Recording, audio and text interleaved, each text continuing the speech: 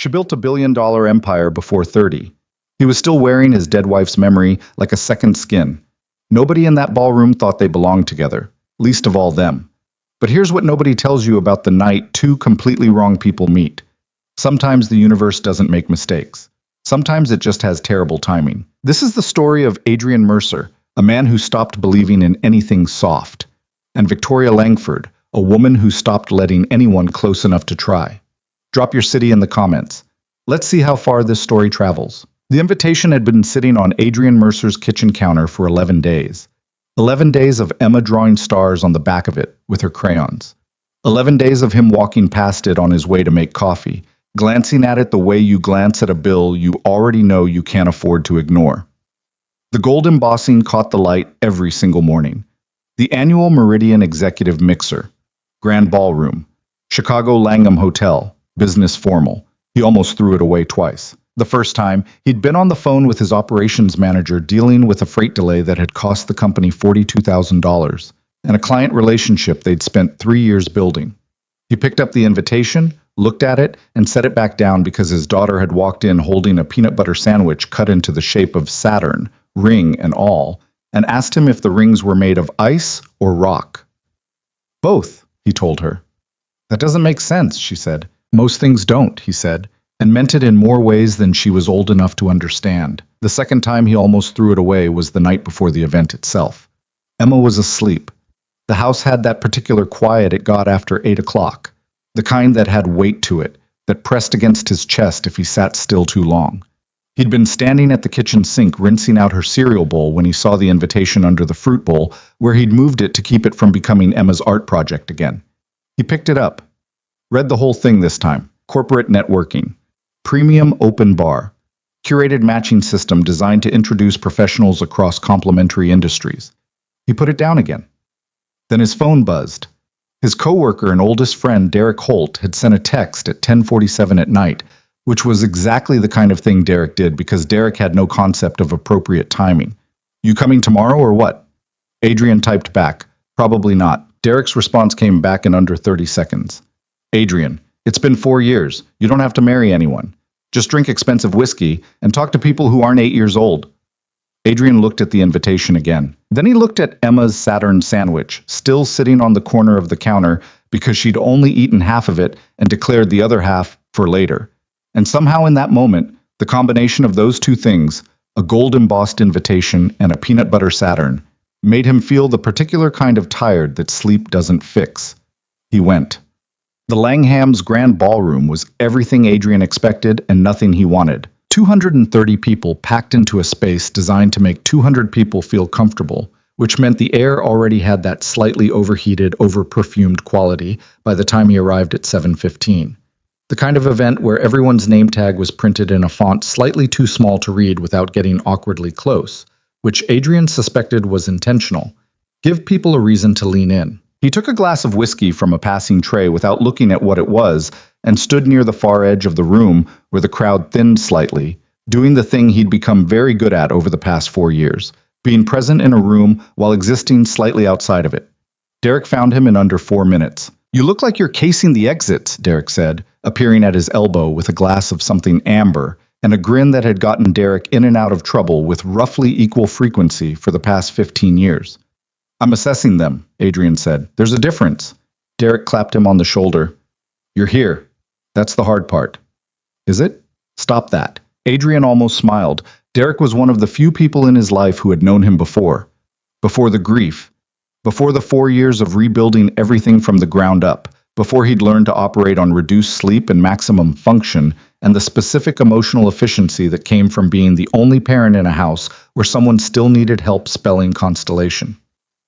Derek had been at the funeral. He'd also been the one to show up 3 weeks later with groceries and the specific understanding not to say anything useful. So how does this matching thing work? Adrian asked, mostly to redirect Derek from the look he was currently giving him. They took your registration information, your industry, your professional profile. The system pairs you with someone from a complementary sector for an initial introduction. The idea is cross-industry networking. Derek paused. Or it's just an elaborate way to put single professionals in a room together and call it business development. Same thing, basically.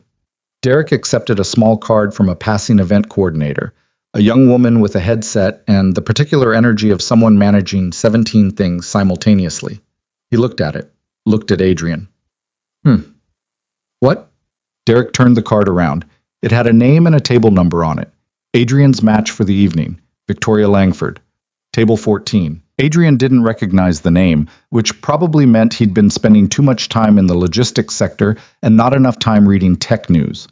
He took the card and looked at it the way he looked at most things, straightforwardly, without much ceremony. You know who that is? Derek asked. No. Derek made a sound that was somewhere between impressed and nervous. She's the CEO of Langford Systems. Built it from a two-person startup in her apartment to a billion-dollar enterprise software company. In, I think, 7 years, she's 30. She was on the cover of Forbes this year. He paused. She's also, and I say this as a married man with complete professional detachment, extraordinarily good-looking. That's not relevant. No, but it's true. Derek took a slow sip of his drink. Listen, I actually know Marcus Webb. He's here tonight. He's in commercial real estate, very successful, very uncomplicated. I could have a word with the coordinator, get the pairing adjusted. Why would you do that? Because Victoria Langford is... Derek stopped, chose his words. She's a lot, Adrian. She's not... It's not that she's a bad person. It's just that she's the kind of person that comes with a lot of architecture.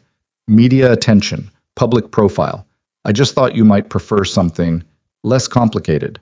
I was going to say lower stakes. Adrian handed his empty whiskey glass to another passing tray and accepted a fresh one. He looked across the ballroom at the numbered tables arranged along the far wall. Table 14 was in the second row from the back. He couldn't see who was sitting there from this angle. I'm fine, he said. Adrian, I'm fine, Derek. He said it without sharpness, because Derek meant well, and always had. I'm going to find table 14 and have a conversation. That's all this is. Derek looked at him for a moment, the way old friends do when they're calculating whether to push. Then he exhaled and stepped back. Okay, I'll be at table 9 if you need an extraction. I won't need an extraction. Famous last words, Derek said, and disappeared into the crowd. Adrian found table 14 by working his way along the outer edge of the room, which was quieter and involved fewer people trying to hand him business cards. He passed a cluster of finance executives having a conversation that was really just a series of overlapping status announcements, past a woman in a red dress who smiled at him with the particular intensity of someone who'd had 2 drinks and was feeling optimistic, and eventually arrived at the row of small tables set up along the back wall. Table 14 was at the end. He almost walked past it. The woman sitting there wasn't doing what anyone else in the room was doing. She wasn't working the crowd or scanning the room for the next useful conversation or checking her phone with the performance of someone very busy. She was sitting with her ankles crossed under her chair, her dark hair pulled back with a few pieces coming loose in a way that looked less styled and more like she'd been running her hand through it, and she was reading the dessert menu, not networking, not performing. Reading the dessert menu with what he could only describe as genuine, focused disappointment, like it had personally let her down. She was wearing a dark green dress that probably cost more than Adrian's first car, and she had the posture of someone who spent a lot of time in rooms where posture was being evaluated, but the expression on her face as she looked at the dessert menu was completely unguarded. It said, I was hoping for something better than this, and I'm not hiding that I'm disappointed. Adrian sat down. Victoria Langford looked up from the dessert menu. Up close, she was exactly as Derek had described, striking, in the particular way that made the word feel inadequate. But what he noticed first wasn't that. It was the slight shadow under her eyes that expensive concealer hadn't quite covered, and the way her shoulders were carrying about 10 degrees too much tension for someone at a party. Adrian Mercer? She asked. Her voice was direct. She held up her matching card, which had his name on it in the same small font. That's me, he said. Victoria Langford. She extended her hand. Her handshake was firm and practiced, and told him absolutely nothing except that she'd shaken a lot of hands. I'll warn you up front. I've already had 3 of these introductions tonight, and 2 of them ended with the other person trying to pitch me on a Series B partnership, so I've lost most of my diplomatic cushioning. I'm in transportation logistics, Adrian said. I have no interest in your Series B. Something shifted in her expression. Not quite a smile. More like a recalibration. Good, she said. That's actually good. She set the dessert menu down. He looked at it. Disappointing? He asked, nodding toward it. There are 4 desserts and 3 of them are chocolate adjacent. She said this with the measured gravity of someone delivering actual bad news. I don't like chocolate. That's unusual. I know. I've made peace with it. She looked at him. Studying, not flirtatious, the kind of look that was trying to figure something out rather than create an impression. You don't look like you want to be here. I was told it would get me out of the house, he said. Did it work? Physically. The corner of her mouth moved. Not quite a smile, but its first cousin. Fair enough. I was told this was mandatory for some corporate partnership initiative my board has decided I care about. Do you? The initiative? She considered this. The free whiskey is better than what I have at home, so I'm calling it a draw. She leaned back slightly in her chair and something in her posture changed. Not much, just a fraction, like she'd decided something. Okay, you have the rest of the appetizer course to convince me you're not going to pitch me on something. Go. I wasn't planning to. Everyone's planning to. I'm not everyone. She looked at him. The studying look again? Longer this time. Around them, the ballroom swirled with conversation and clink of glassware and the particular music of people trying hard to make impressions on each other. Victoria Langford sat in the center of that room like she was somewhere else entirely, and when she looked at Adrian Mercer, for one strange moment, she looked like she wasn't sure what to do with someone who looked back at her the same way. What do you actually do? She said. Transportation logistics is vague. I manage operations for a mid-size freight company. We move goods across the Midwest, trucks, rail contracts, some air freight. It's not exciting. Then why do you do it? Because I'm good at it, he said, and it pays for my daughter's astronomy books. That stopped her. You have a daughter?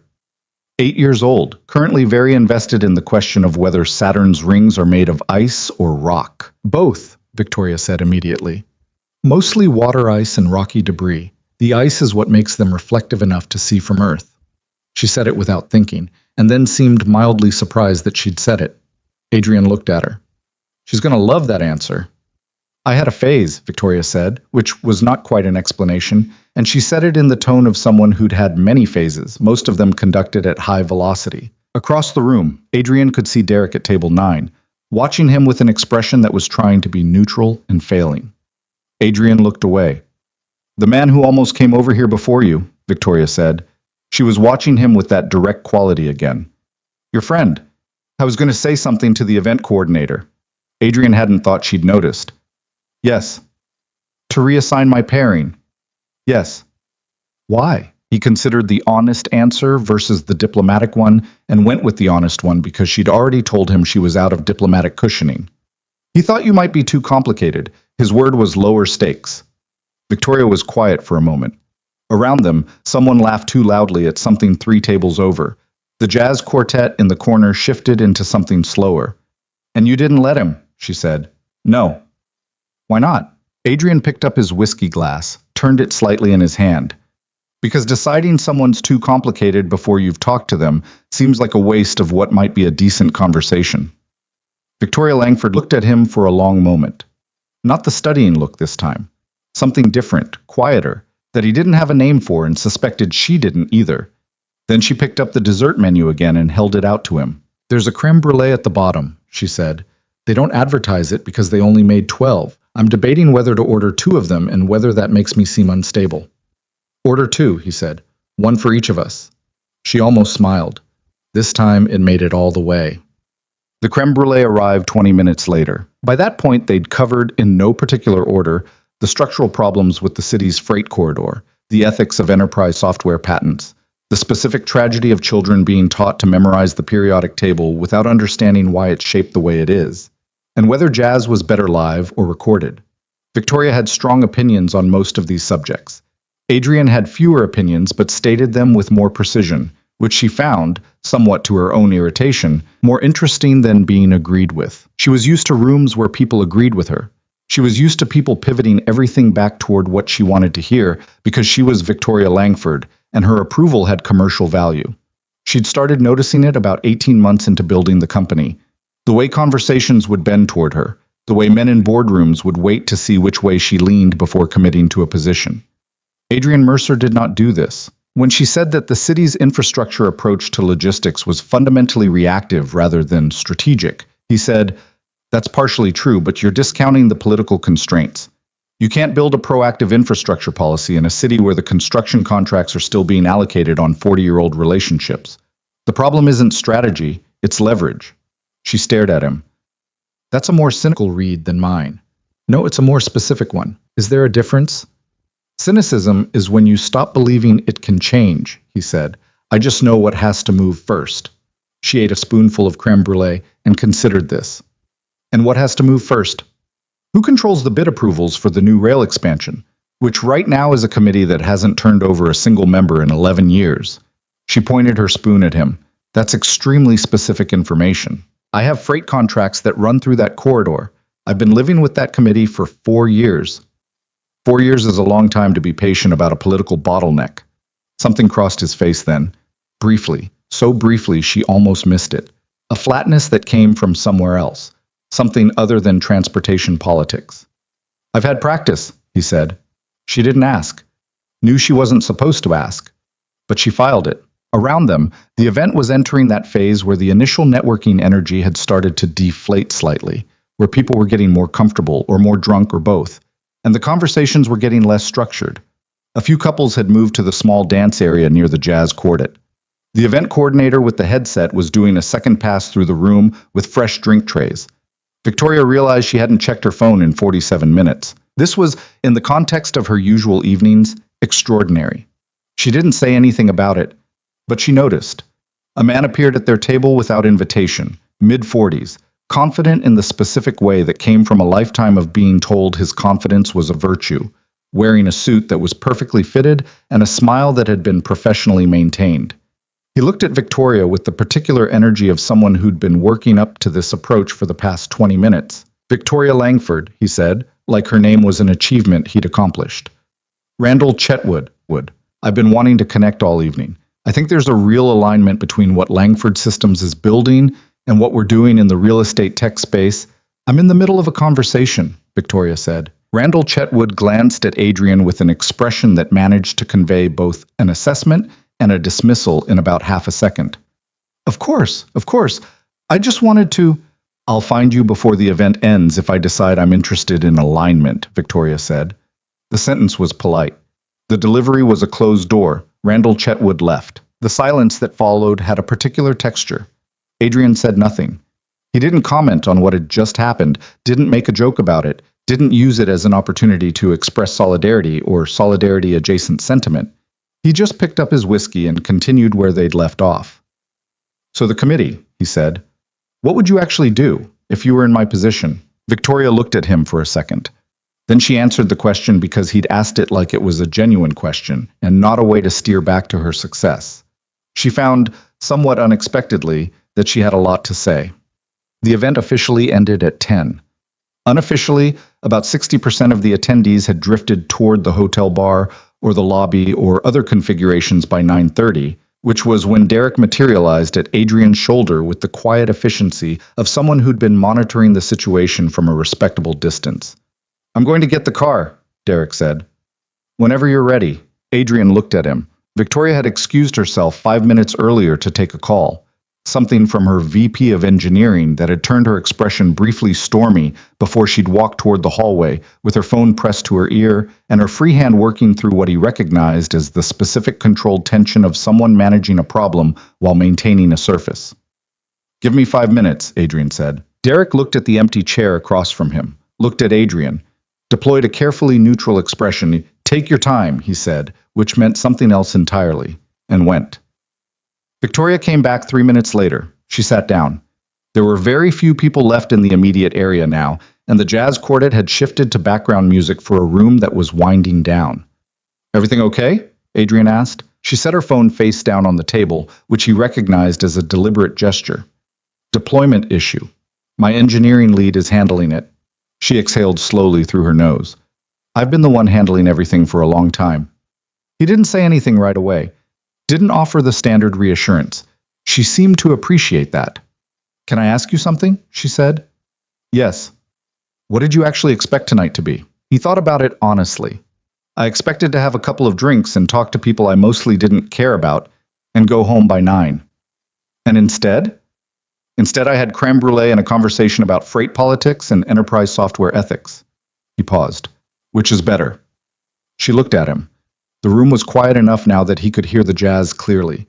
Something slow, a trumpet doing something melancholy and inevitable. Most people at events like this, she said carefully, when they talk to me, I can always feel the angle, what they want from the conversation, what I represent to them. She turned her phone over on the table, then turned it back. You don't have an angle. Transportation logistics, he said. Very few angles available. I'm serious. So am I. She looked at him for a moment. Emma, she said. Your daughter. She's 8?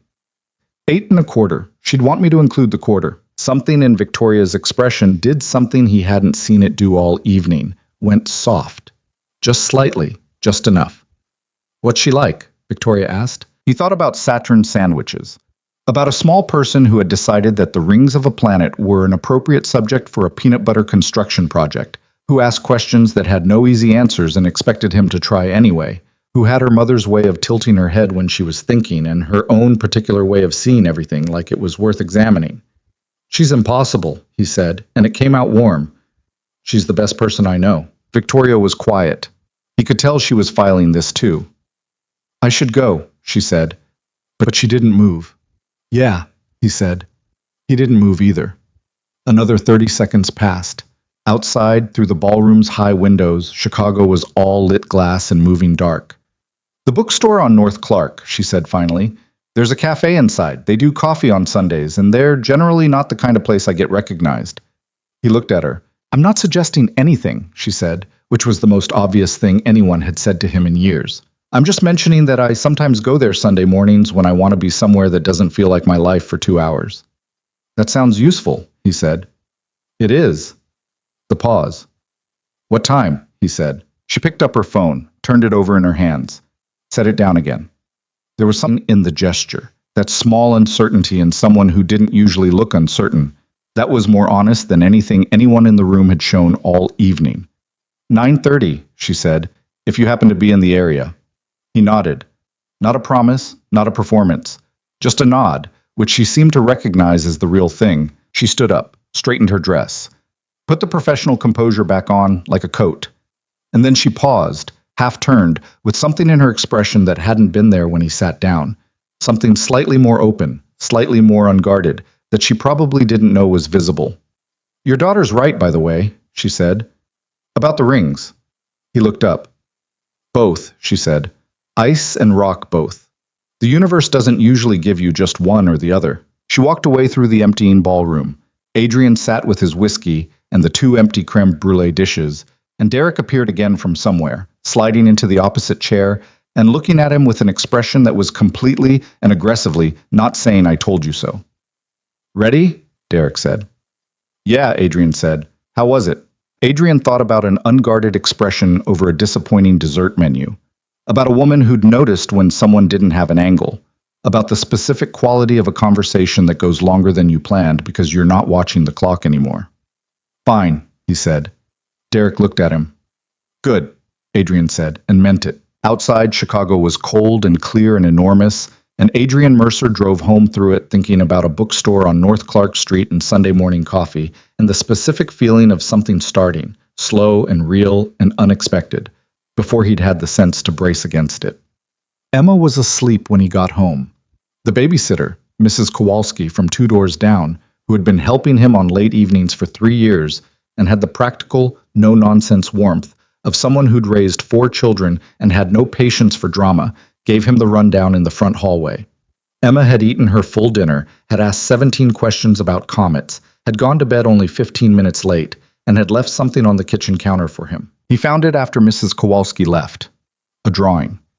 Emma's drawings were elaborate and slightly unhinged in the best way, full of color with labels written in her careful capital letter printing. This one showed 2 figures, a tall one and a small one, standing under what was clearly supposed to be Saturn, identifiable by the ring drawn around it in orange crayon and labeled rings with 2 G's. Under it she'd written, "Did you have fun, Dad?" Adrian stood in the kitchen, in the quiet house, holding a drawing with a spelling error and 2 empty G's, and felt that thing he'd been keeping at careful distance for 4 years, that dangerous, inconvenient thing called hope, Take one small step closer. He put the drawing on the refrigerator. Went to bed. Lay in the dark for a while, not sleeping, thinking about nothing in particular. Thought about Sunday. He almost didn't go. Sunday morning arrived the way November Sundays in Chicago tend to arrive. Gray and unhurried, with a cold that settled into the bones before you were fully awake. Adrian was up at 6:15 because Emma had a nightmare around 3 and had climbed into his bed the way she'd been doing since she was 4, burrowing under his arm without ceremony and falling immediately back to sleep while he lay awake staring at the ceiling for another hour and a half. By 6:15 she was already at the kitchen table in her pajamas, eating cereal and reading a library book about the Voyager missions. And when he came downstairs she looked up and said without preamble, "Did you know Voyager 1 has been traveling for almost 50 years and it's still not technically out of the solar system?" "Good morning," he said. "It depends on how you define the boundary," she continued, which was how Emma approached most things. The answer to one question was immediately the doorway to 3 more. If you use the heliopause, it's outside. If you use the Oort cloud, it's still inside. Dad, that's so far. He poured coffee, looked at her. She had cereal milk on her chin and her hair was still pressed flat on one side from sleep, and she was treating the long, solitary journey of a spacecraft as something genuinely worth being concerned about before breakfast. And he felt the particular helpless quality of loving someone so completely that it occasionally just ambushed you. "It's very far," he agreed. He hadn't told her where he was going. I wasn't sure why, except that telling Emma anything was always several conversations, and he wasn't ready to have the first one yet. He told her Mrs. Kowalski would come over for a couple of hours, and that he had errands. Emma accepted this without suspicion because she was 8, and his errands were not yet interesting to her, and by 8:30 she was on her 3rd chapter of the Voyager book, and had already informed him that she intended to ask her teacher whether spacecraft counted as explorers. He left the house at 8:55, told himself twice on the drive over that this was nothing, just coffee, just a conversation, just the natural extension of a decent evening that 2 reasonable adults had agreed to continue in a low-stakes setting. He found a parking spot half a block from the bookstore at 9:23 and sat in the car for 4 minutes doing nothing in particular before going inside. The bookstore was called Meridian Pages, which he would later realize with a private, crooked amusement was the same word as the event where they'd met, as though the universe had a very limited sense of humor.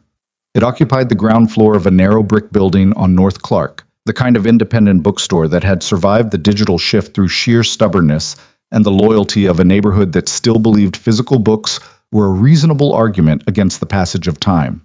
The cafe occupied the back quarter of the store, 6 small tables, an espresso machine that had clearly been through some things, and walls lined with the kind of overstocked fiction section that made you feel both overwhelmed and safe. Victoria was already there. She was at the corner table, the one with the most wall on 2 sides and the least foot traffic, wearing a dark navy sweater, hair down, no jewelry, no event-appropriate composure. She was holding a paperback, and she'd already ordered, a ceramic mug steaming beside her elbow. She looked up when he walked in, and he saw the half-second recalibration on her face, the brief surprise of someone who hadn't been completely certain he'd show. "You came," she said. "I said I would." People say a lot of things at networking events. He sat down across from her. Up close and in ordinary light, without the ballroom and the performance and the 200 people conducting the theater of ambition around them, she looked different. Not less, more specific. The tiredness under her eyes was still there. The tension in her shoulders was still there. But there was something else too, something that the controlled professional surface of Friday night had kept covered. A quality of watchfulness, like someone who'd learned to keep track of exits. He ordered coffee. Black. She looked at the menu she'd already memorized and ordered a second coffee and a pastry she'd spend the next 15 minutes eating around the edges of rather than actually eating, which he didn't comment on. "How was the rest of your Friday?" he asked. "My VP of engineering fixed the deployment issue at 2 in the morning, she said, which means I got a text at 2 in the morning, which means I was awake until 4. She said it matter-of-factly, not fishing for sympathy. "How was yours?" "I found a drawing on my kitchen counter." "Emma?" "Saturn, 2 figures standing under it." He paused.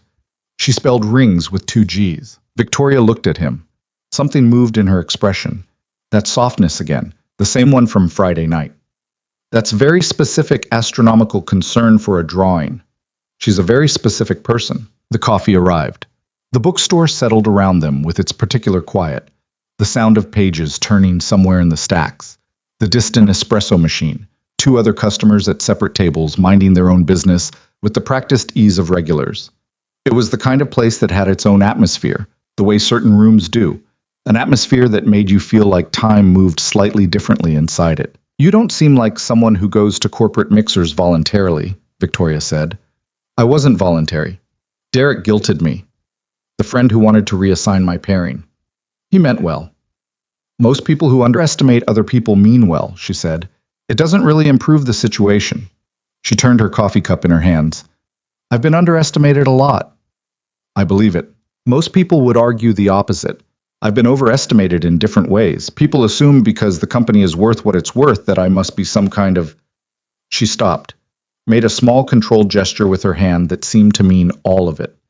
Some kind of machine, some perfect execution engine, and then they're either disappointed or threatened when that's not what I actually am. He looked at her. What are you actually? She considered the question with the seriousness it deserved, which he was already beginning to understand was how she approached most things, not deflecting with humor or with the polished pivot of a practiced interviewee, but actually thinking about it. Someone who's very good at making decisions under pressure, she said finally, and very bad at making them when the pressure is off. She turned her pastry plate a quarter turn. And possibly someone who ordered a croissant knowing I probably won't eat most of it. You've been eating around the edges. I'm aware. Why? I don't know, she said, with the slight irritation of someone who actually did know and didn't want to examine it. I do that with things sometimes. Get close to them and then... She made a small motion. Orbit. He thought about that. Sounds exhausting. It has its uses. Does it? She looked at him. You're very direct for someone I just met. You're very honest for someone who runs a billion-dollar company. Those aren't mutually exclusive. No, he said, but in my experience, they usually end up that way. She didn't have an immediate answer to that, which he could tell surprised her slightly. She picked up her paperback, set it back down, picked up her coffee mug. Outside on Clark Street, a bus went by and a couple walked past the window with a dog that was trying to investigate everything at once. Tell me about Emma, Victoria said, and that was the thing that surprised him. Not that she asked, but how she asked. Not as a pivot, not as the social lubricant question people asked when they wanted to seem interested in something other than themselves.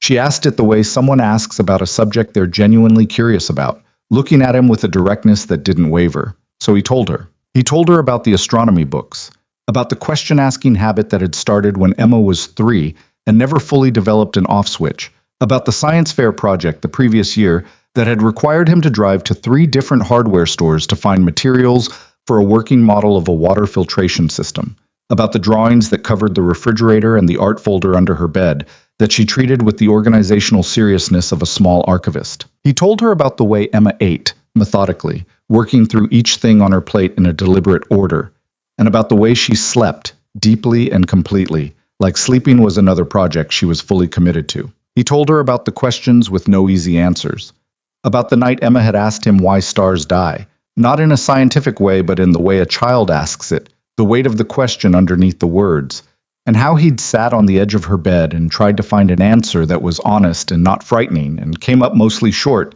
but Emma had looked at him afterward and said, "It's okay, Dad. I think they probably don't mind," which was one of those moments he kept returning to without fully understanding why. Victoria listened to all of this without interrupting, with a quality of attention that he wasn't used to, not the polite attention of someone waiting for their turn, but the real kind, the kind that costs something. "She sounds like someone worth knowing," Victoria said when he finished. "She is," he said simply. "You light up when you talk about her." He looked at his coffee cup. It was a slightly uncomfortable thing to have noticed about himself, but not untrue, so he didn't argue with it. "She's the clearest part of my life," he said. "Everything else, work, the rest of it, I can manage it. I can do it well. But it all has this quality of..." He paused, not used to describing this.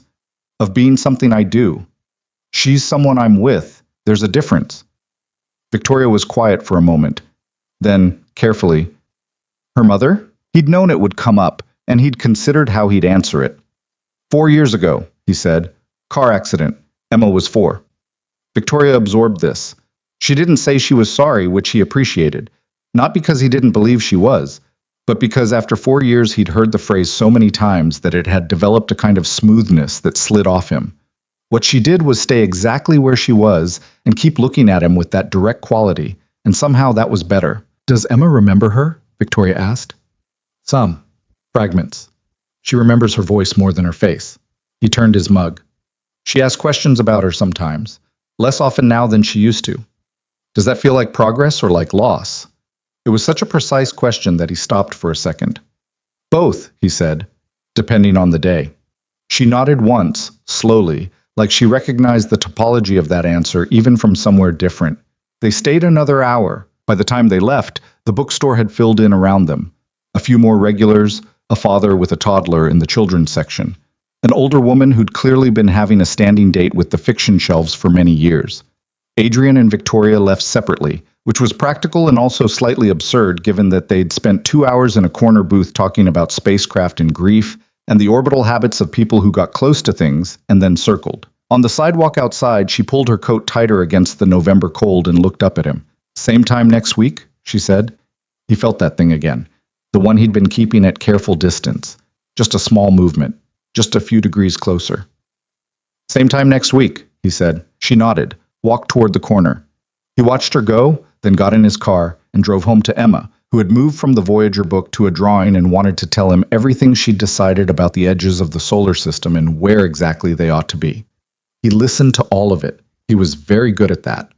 The following Sunday they went back, and the Sunday after that. It became a thing without either of them deciding to make it a thing, which was, Adrian thought, the only way anything real ever actually happened. By the fourth Sunday, Victoria had started ordering for both of them without asking.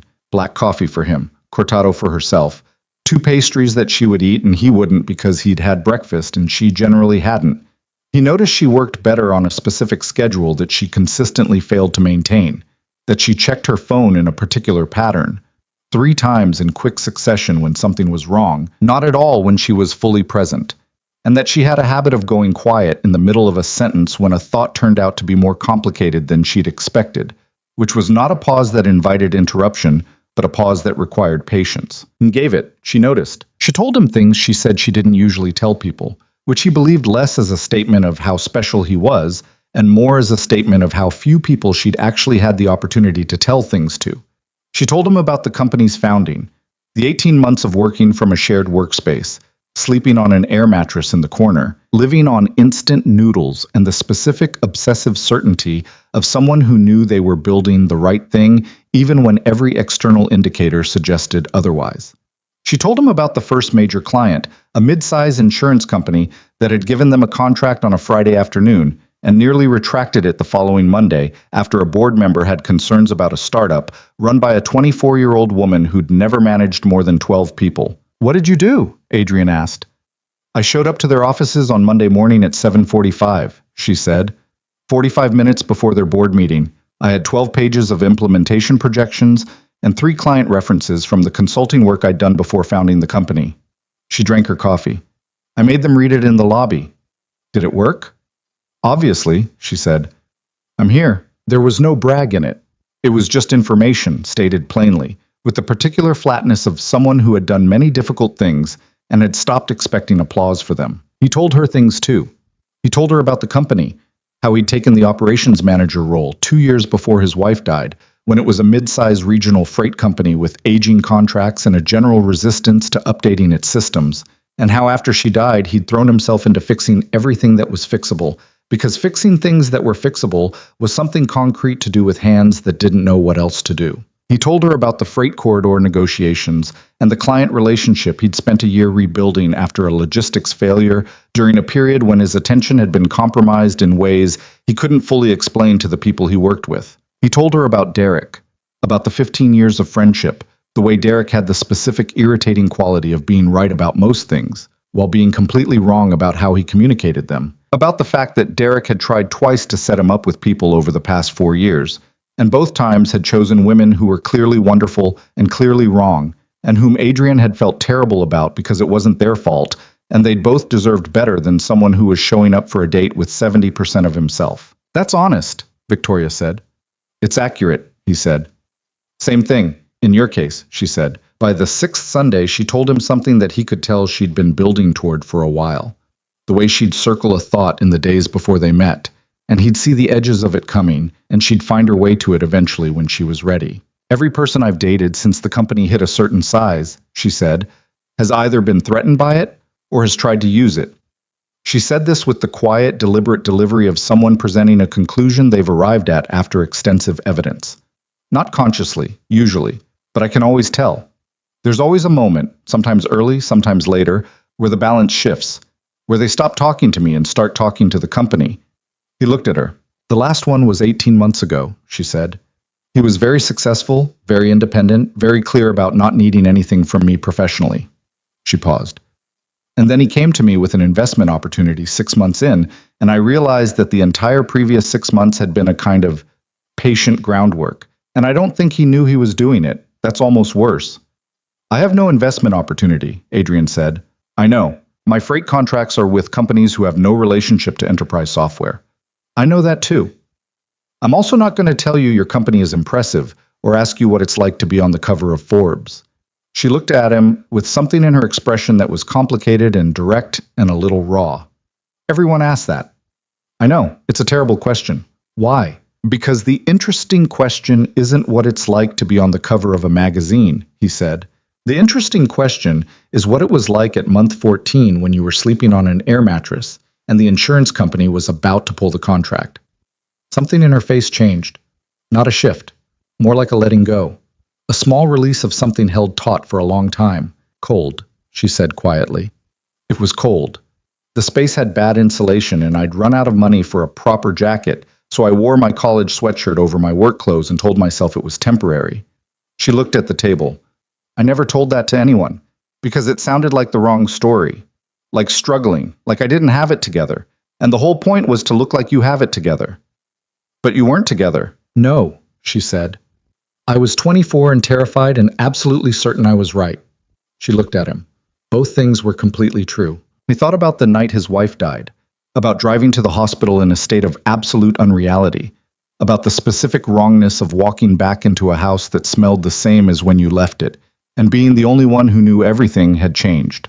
About the first morning after, when Emma had woken up and padded into the kitchen in her footed pajamas expecting breakfast, and he had stood at the stove making eggs with hands that felt like they belonged to someone else, completely certain he couldn't do this and doing it anyway. I know something about that, he said. She looked at him. He knew she understood which part he meant. By the 8th Sunday, Emma found out. It happened because Adrian made the mistake of leaving his phone on the kitchen counter while Emma was investigating the counter for snacks. And Victoria had sent a message that came through as a notification. And Emma read it with the complete lack of guilt of someone who did not yet understand that reading other people's messages was something people had feelings about. The message said, "Are we still on Sunday?" Also, Emma's Saturn drawing. Did she ever decide which answer she preferred? Emma looked at the message. Then she looked up at her father, who had returned from the laundry room to find her holding his phone with an expression that was 3 parts curiosity and 1 part something older. "Who is Victoria?" Emma said. He told her. Not everything, not the edges of things, not the complicated interior parts, but the basic facts, calmly, the way he always tried to tell Emma important things. There was someone he'd met, they had coffee on Sunday mornings sometimes. Her name was Victoria, she was someone he liked talking to. Emma processed this. She had the specific processing quality of certain children who took in information and turned it over thoroughly before responding, which could be uncomfortable to be on the receiving end of. "Does she know about the rings?" Emma said finally. "She does." She said both. Ice and rock. Emma's expression shifted into something decisive. "She's correct," she said, with the authority of someone who had looked into this. "Can she come to coffee?" He looked at his daughter. 8 years old, one side of her hair in a ponytail and the other side escaped, wearing a shirt with a cartoon telescope on it, holding his phone with absolute seriousness. "I'll ask," he said. Emma handed his phone back. "Tell her I said the drawing was for her," she said, and went back to investigating the counter for snacks. He stood in the kitchen for a moment, holding his phone, feeling something that was made up in roughly equal parts of warmth and terror. He texted Victoria. "Emma knows. She says the Saturn drawing was for you. She wants to know if you want to come to coffee." Victoria's response came back in 2 minutes. It was a longer pause than usual, which he noticed and didn't comment on. When the message came, it said, "I'm not good with kids." He typed back, "She's not like most kids." Another pause, shorter this time. "Sunday? Sunday," he wrote. He did not examine too closely what he felt after he sent it. He put his phone in his pocket and went to help Emma close the snack cabinet, which she had succeeded in opening wider than intended, and now contained approximately 4 bags of something she wasn't supposed to have before lunch. The Sunday after that, Victoria Langford walked into Meridian Pages at 9:28, 2 minutes early, which Adrian recognized as an expression of anxiety in someone who was never late. And Emma looked up from her hot chocolate and said, with complete directness, "You have very straight hair. Mine doesn't do that." Victoria stood in the entrance of the bookstore cafe, coat still on, looking at this small person who had issued an observation with all the social filters removed, and said, "It takes approximately 40 minutes to make it do that, and half the time it doesn't work." Emma considered this. "That seems like a lot of time." "It is." "Then why?" Victoria paused, took her coat off, sat down at the table with them. "Honestly, I don't always know," she said. "Habit, mostly." Emma seemed satisfied by this. She turned back to her hot chocolate, then turned back. "Dad says you know about space." "Some," Victoria said. "What's your favorite planet?" Victoria looked at Emma for a moment. Then she said without any performance, "Pluto." Emma's eyes lit up. "It's not a planet anymore." "I know, I still like it." "Because it's small?" "Because everyone decided it didn't count, and it's still out there doing exactly what it was always doing." She paused. "I find that encouraging." Emma looked at her with the expression she got when someone had said something that required filing for later processing. Then she picked up her hot chocolate, took a long sip, and said, "My drawing was for you. Dad printed a copy, but the original is on the fridge." Victoria looked at Adrian. He looked at his coffee. There was a moment, brief, unannounced, unremarkable to anyone watching from outside, where all 3 of them were just in the same room, with their respective drinks and their respective complicated interiors, and nothing bad happened, and nothing was required of any of them except to be present.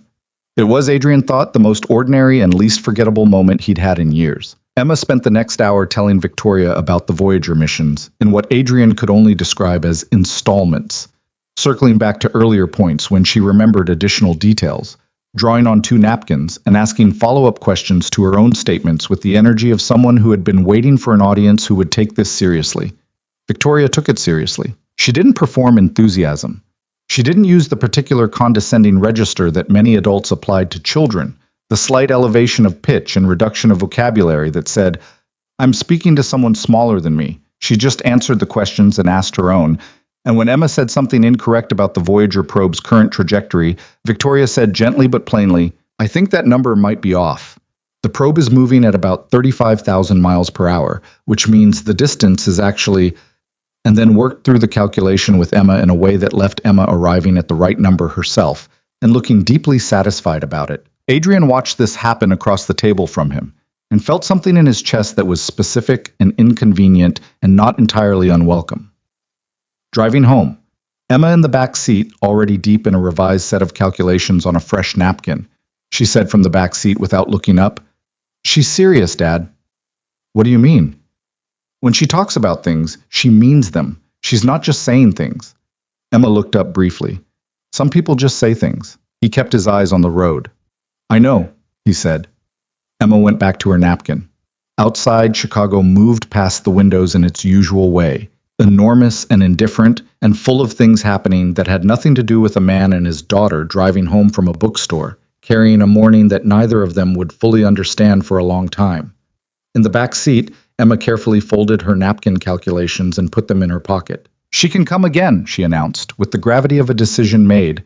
He didn't say anything. He didn't need to. The thing about walls is that they don't come down all at once. They don't collapse dramatically, the way people imagine.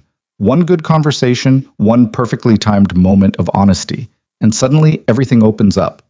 That's not how it works. What actually happens is slower and less cinematic, and in some ways more frightening.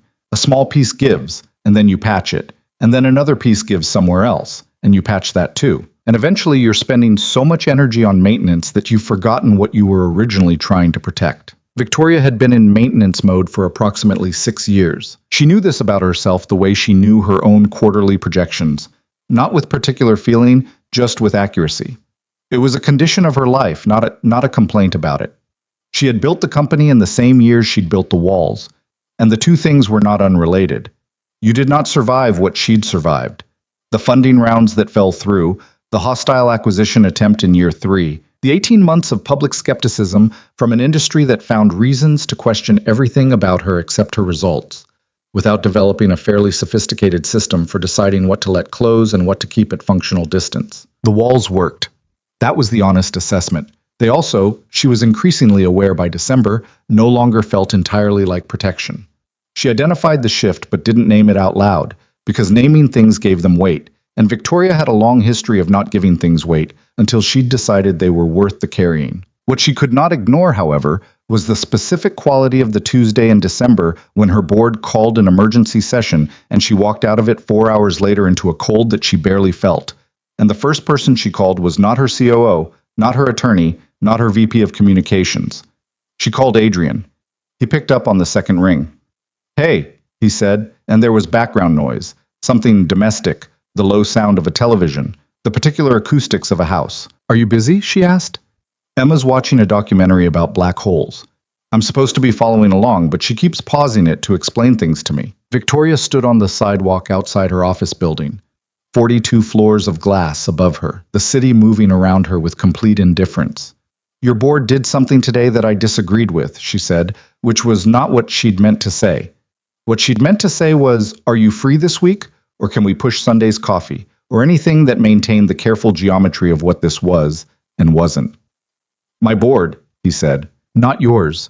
Mine." She closed her eyes briefly. "I meant my board." There was a pause. In the background, Emma's documentary said something about the event horizon of a black hole. Then Adrian said quietly, "What happened?" She told him. Not all of it. She was too practiced at controlled disclosure for all of it, but enough. The emergency session, the resolution they'd pushed through without her full agreement, the public statement they wanted to release by Thursday, that she believed was strategically compromised by two board members who were more concerned with managing their own optics than protecting the company's long-term position. "They have the votes," she said. "Technically. I can push back, but I'd be spending capital I need for the Q1 expansion, and they know that, and I think at least two of them are counting on it." "Who?" he said. "Harlan Griggs and Raymond Chu. Griggs has been on the board since the Series B, which was before I had enough leverage to be selective, and Chu joined in year 4 as part of a strategic partnership that has since produced significantly less strategic value than advertised." Adrian was quiet for a moment. She had learned to read his silences by this point. They were not the silence of someone disengaging or formulating polite deflection, but the silence of someone actually thinking about what you've said. "Is this the kind of problem where you need a solution, or the kind where you need to say it out loud?" he asked. She almost laughed. Not a polished laugh, the real kind, small and slightly surprised. "I genuinely don't know." "Then start with out loud and we'll see what it turns into." She stood on the sidewalk for 40 minutes. By the time she went back inside, she had not solved the board problem. It wasn't that kind of conversation, and she hadn't expected it to be. But something in the configuration of the day felt slightly different. Less like a weight she was carrying alone and more like a weight she'd set down briefly on a surface, which wasn't the same as the weight being gone, but was a meaningfully different physical experience. She thought about that on the elevator back up. She thought about it again 3 days later when the board released a modified version of the statement that incorporated 2 of her main objections, which she'd submitted in writing the morning after her sidewalk phone call, at 2 a.m., in the specific state of clarity that came from having said something out loud to someone who'd actually listened. She did not tell Adrian about the modification, but the following Sunday, she showed up to Meridian Pages with a specific kind of quiet in her expression that he noticed and didn't make a thing of. And when Emma had eventually been absorbed in the children's section by a new series about teenage astronomers, Victoria looked at him across the table and said, "Thank you, for Tuesday." "I didn't do anything," he said. "You picked up on the second ring." He looked at his coffee. "You'd be surprised," she said, "how few people do that." The evening in December was a Tuesday also, which Adrian later thought had a kind of structural consistency to it. Tuesdays, apparently, being the day when things that had been accumulating finally reached a tipping point. He'd known something was wrong from the message she sent at 7:42. It wasn't the content exactly. It said only, "Board Day." Long one. I know it's a weeknight, but is there any chance you're not doing anything? It was the absence of her usual precision. Victoria was a precise communicator. Her messages had structure. Even casual ones had a kind of intentionality to them, a sense that she'd considered what she was saying before she said it. This one had the quality of something sent before the considering was finished. He called Mrs. Kowalski. Emma was fed, bathed, and working through Chapter 6 of the Teenage Astronomer series. She had opinions about the protagonist's decision-making that she wanted to discuss, and Mrs. Kowalski arrived at 8:15 with her reading glasses and no questions, which was one of the 17 reasons he trusted her implicitly. He drove to Victoria's building through December rain that had been going on since mid-afternoon, the kind of rain that wasn't dramatic enough to be interesting but was cold enough and persistent enough to make everything feel slightly harder than it was. Victoria's building was a 40-story glass tower in the River North neighborhood, the kind of address that was designed to communicate a specific thing about the person who lived there, which Adrian had always found slightly sad, in the way that things designed to communicate specific things often were. The concierge recognized him. It had been 3 visits now, which apparently was enough to constitute recognition, and sent him up with the specific efficiency of someone who understood that their job was to be invisible. Victoria opened the door before he knocked. She had changed out of whatever she'd worn to the board meeting. She was in a dark gray sweater and loose trousers, her hair down, feet bare on the heated floor. And she looked at him for a moment in the doorway with an expression that had several things in it simultaneously: relief, exhaustion, and a third thing that she covered quickly, but not quickly enough. "You didn't have to come," she said. "I know," he said. She stepped back. He came inside. The penthouse was the kind of space that required a moment of adjustment, regardless of how many times you'd seen it. Not because it was ostentatious exactly, but because it was so thoroughly designed that being inside it sometimes felt like being inside an argument about what a certain kind of life should look like. Floor-to-ceiling glass on 3 sides, Chicago spread out below in its nighttime configuration, all lit grids and moving dark, and the river doing its slow, indifferent thing 40 floors down. White walls, precise furniture, art that had been selected with intent rather than feeling. Everything clean, everything considered. The kitchen was the room where this loosened slightly. It was large and professionally equipped, but there was evidence on the counter of a real person. An open bottle of red wine, half finished, a single glass, a stack of folders she'd clearly been working through, a coffee mug that had been there long enough to leave a ring.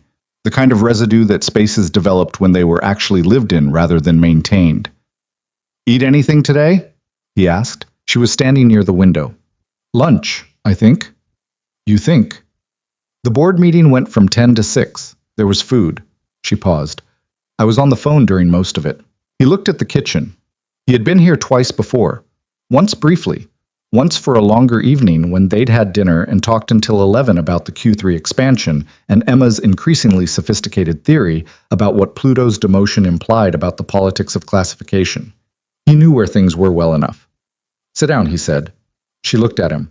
"Victoria, sit down. I'll make something." She looked at him for another moment with that expression she got when someone did something she hadn't entirely prepared for. Then she came to the kitchen island and sat on one of the high stools, pulling her feet up onto the rung, and she looked about 23 years old and approximately exhausted. He found pasta, good olive oil, garlic, a can of San Marzano tomatoes, and Parmesan that was the real kind. It wasn't complicated food, but it was the kind of food that required actual attention. Garlic going into cold oil, temperature coming up slowly, the smell of it changing the character of the room. And there was something about cooking in a kitchen that wasn't his own, with someone watching him from the other side of the counter, that felt both presumptuous and entirely natural. Which was a combination he'd stopped trying to reconcile. She poured a second glass of wine, pushed it across the island toward him, wrapped both hands around her own glass, and looked at the city outside without saying anything for a while.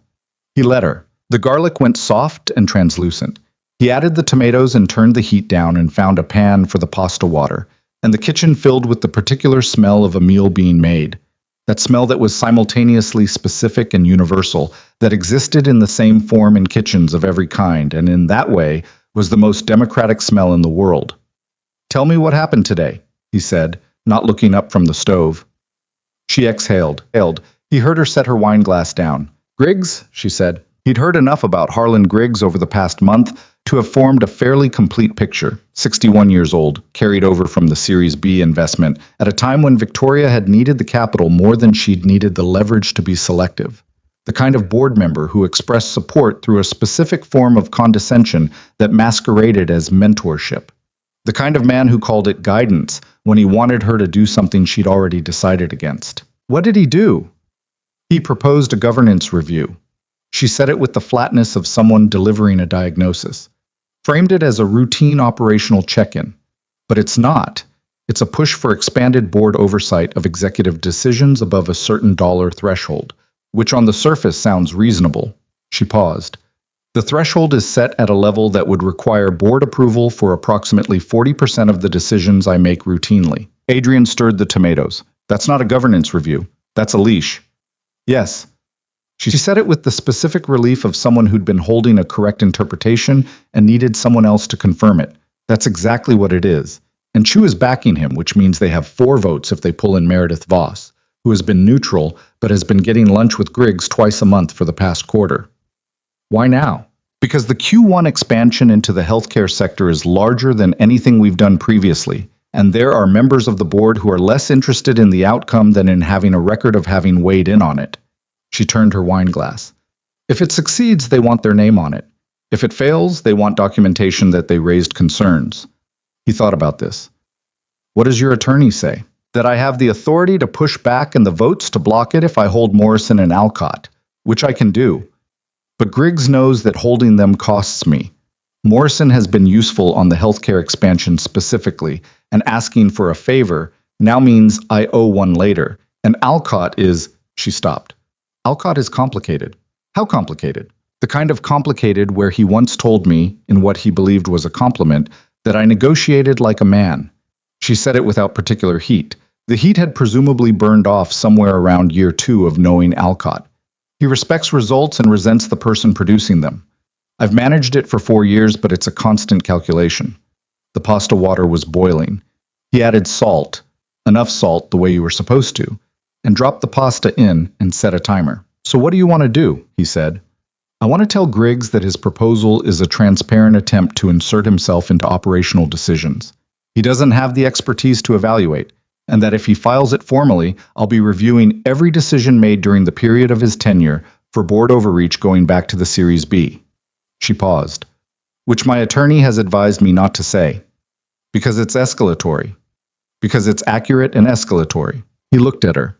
She was looking at the city again, the glass wall turning her profile into something backlit and very still. You already know what you're going to do, he said. She turned from the window. What do you mean? You walked me through the whole problem, the votes, the relationships, the costs, the attorney's advice. You know what move makes sense. He turned back to the stove. You're not working through a decision. You're looking for company while you accept it. The silence that followed was different from other silences she'd given him. He checked the pasta. Yes, she said finally. Which is okay, he said. Is it? You're not required to be strategic about everything alone, he said. That's not a weakness. That's just how most people work, and you've been running it solo for a long time. She said nothing. He drained the pasta, tossed it with the tomatoes and olive oil and a handful of the parmesan, and carried 2 bowls around to the island, setting one in front of her and taking the stool beside her rather than sitting across. She looked at the bowl, looked at him. There was something in her expression that was trying very hard to stay composed, and was doing a slightly less effective job of it than usual. Adrian, she said. Eat, he said. You can be stoic after. She looked at the bowl for another second. Then she picked up her fork and ate. They sat beside each other at the kitchen island without the table between them, which was a different arrangement than their usual geometry, close enough that he could hear her exhale slowly as some of the tension in her shoulders finally released. Outside, the rain continued against the glass. Chicago went on being Chicago below them. For a while, neither of them said anything because nothing needed to be said, which was, Adrian had come to understand, one of the most uncommon things there was, a silence that didn't need to be filled. Victoria finished her pasta. He ate his. She refilled both glasses without asking. Then she said, I've been thinking about something. Okay. She turned her wine glass slowly on the counter. He recognized the gesture. It was the one she made when she was getting close to something she'd been circling. Every relationship I've had since the company reached a certain profile, she said, has ended the same way. Not dramatically, just erosion. The person starts relating to the idea of me rather than me. And the idea is either threatening or useful, and either way it's not. She stopped. It's not this. He was quiet.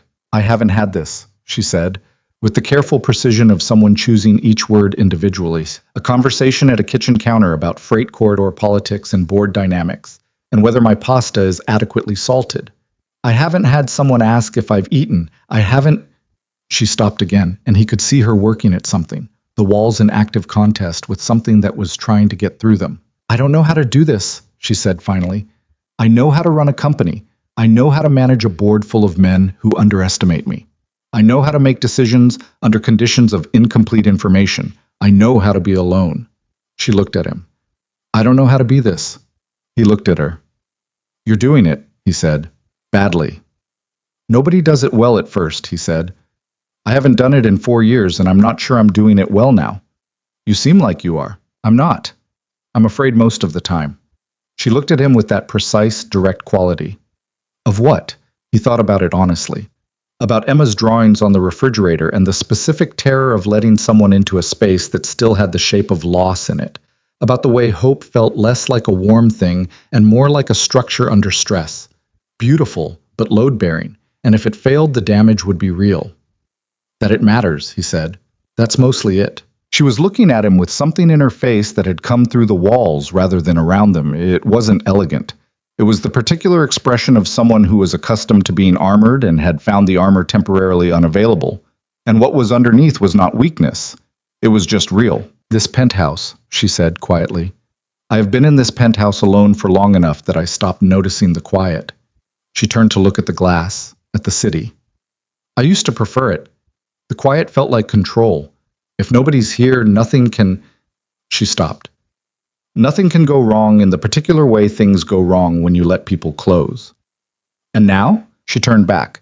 She was close. They were side by side at the narrow counter, and when she turned, he could see the specific texture of the exhaustion in her face, and the thing underneath it that wasn't exhaustion at all. And now, she said, you're here, and it doesn't feel quiet. And I don't know if that's. She stopped for the third time, and this time he knew she was not going to finish the sentence on her own. Not because she couldn't, but because she'd been finishing her own sentences alone for 6 years, and some part of her was done with it.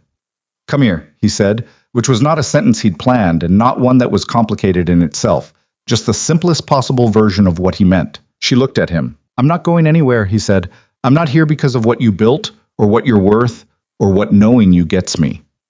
I'm here because your penthouse doesn't feel cold when I'm in it, and because you remembered Emma's question about the rings, and because you ate around the edges of that croissant for 3 Sundays before you finally finished one, and because when you're thinking through something real, you go quiet in the middle of sentences and wait for your own brain to catch up. He paused.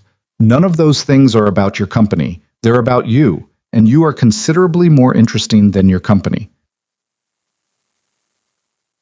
She didn't say anything. Her eyes had that quality of being at maximum capacity, not quite spilling, but at the absolute limit of what she'd allowed herself. One of her hands was on the counter. He put his hand over it, not dramatically, not as a gesture, just as a fact. She turned her hand over and held his. They sat like that for a while, in her enormous designed kitchen with the rain against the glass and the city.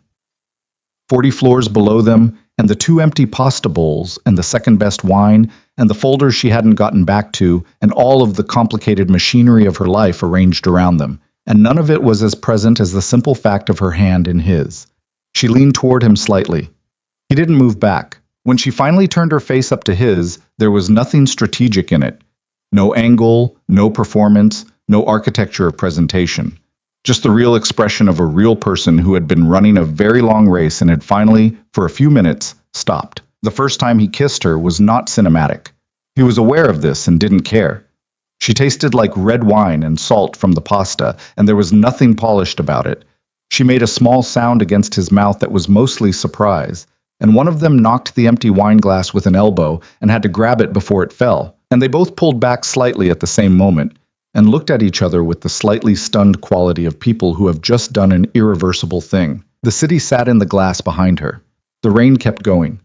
The pasta was good, she said, which was so far from anything he'd expected her to say, that he laughed.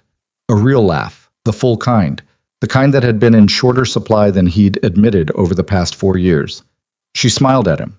Not the almost smile or the controlled professional version, but a real one, tired and real and slightly crooked in a way the Forbes cover photo had never managed to capture. I have a 9 a.m. call, she said.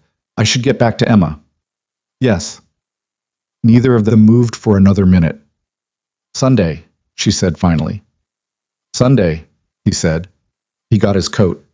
At the door she stood with her arms crossed loosely, leaning against the door frame, not closed off, just holding herself in that specific way people do when they've let more out than they planned and are not yet sure how to stand without it. The board thing, he said at the door.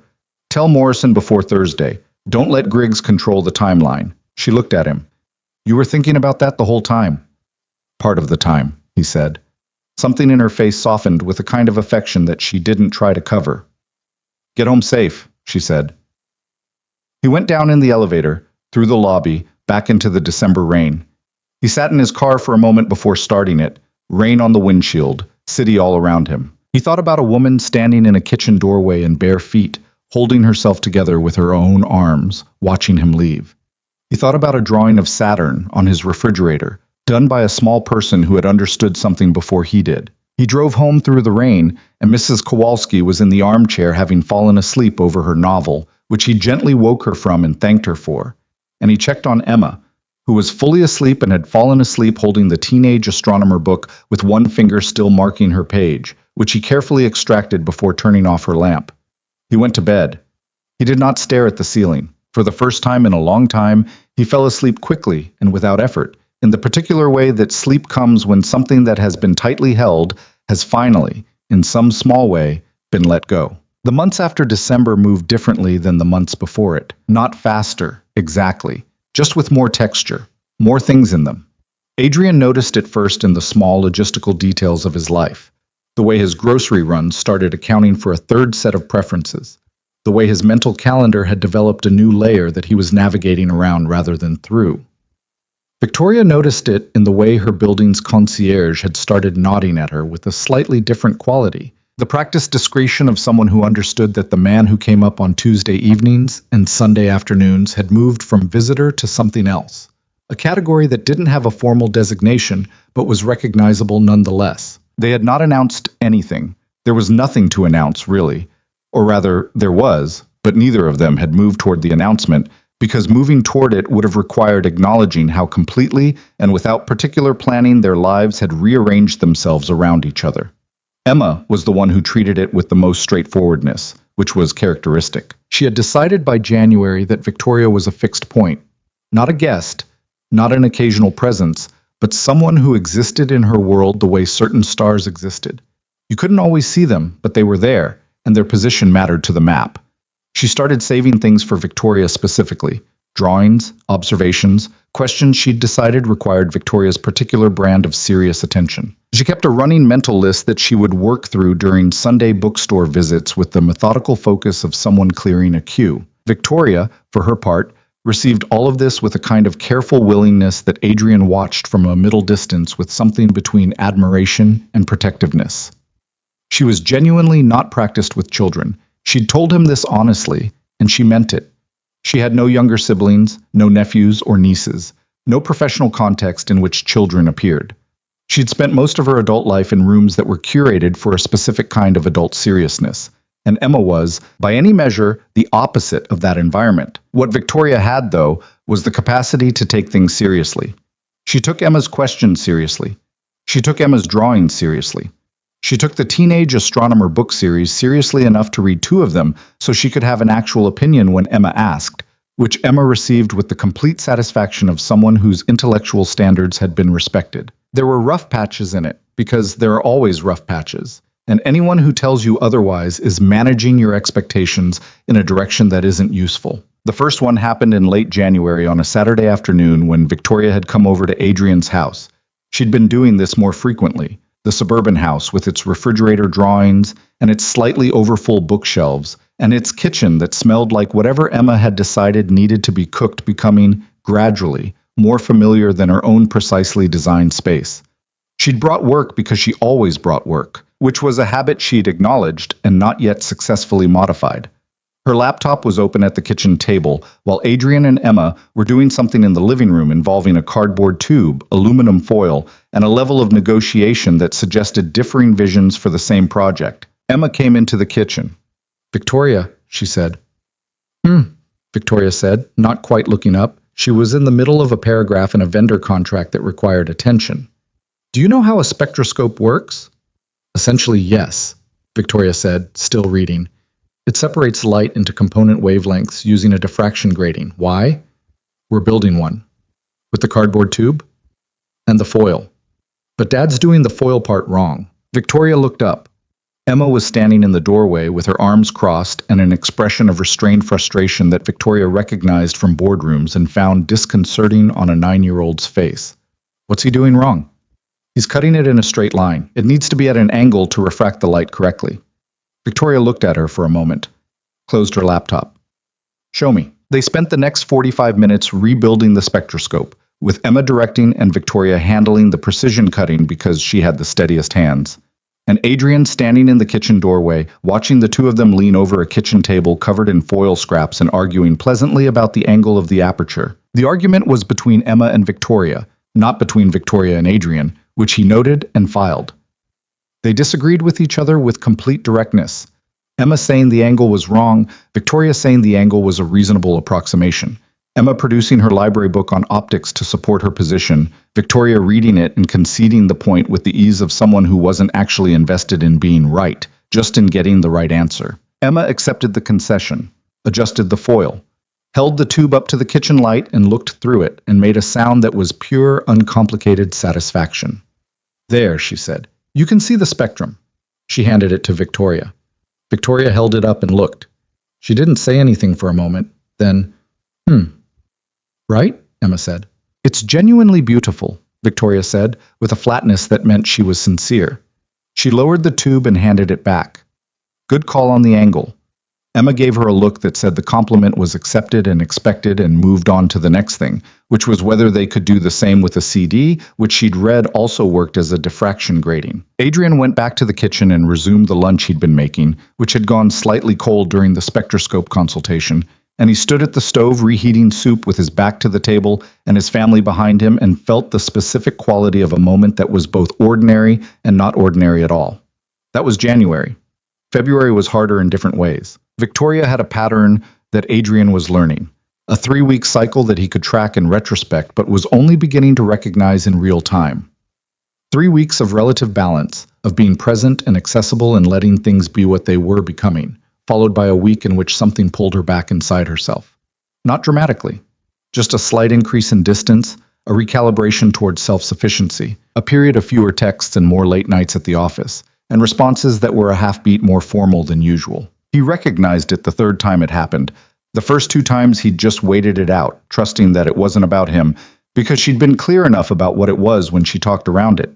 The old habit of maintenance, of checking the architecture, of making sure that what she'd let close could be managed if necessary. The third time, in late February, he called her on it. They were at her penthouse, a Thursday evening. She'd been working since he arrived, which was fine. He'd been working too.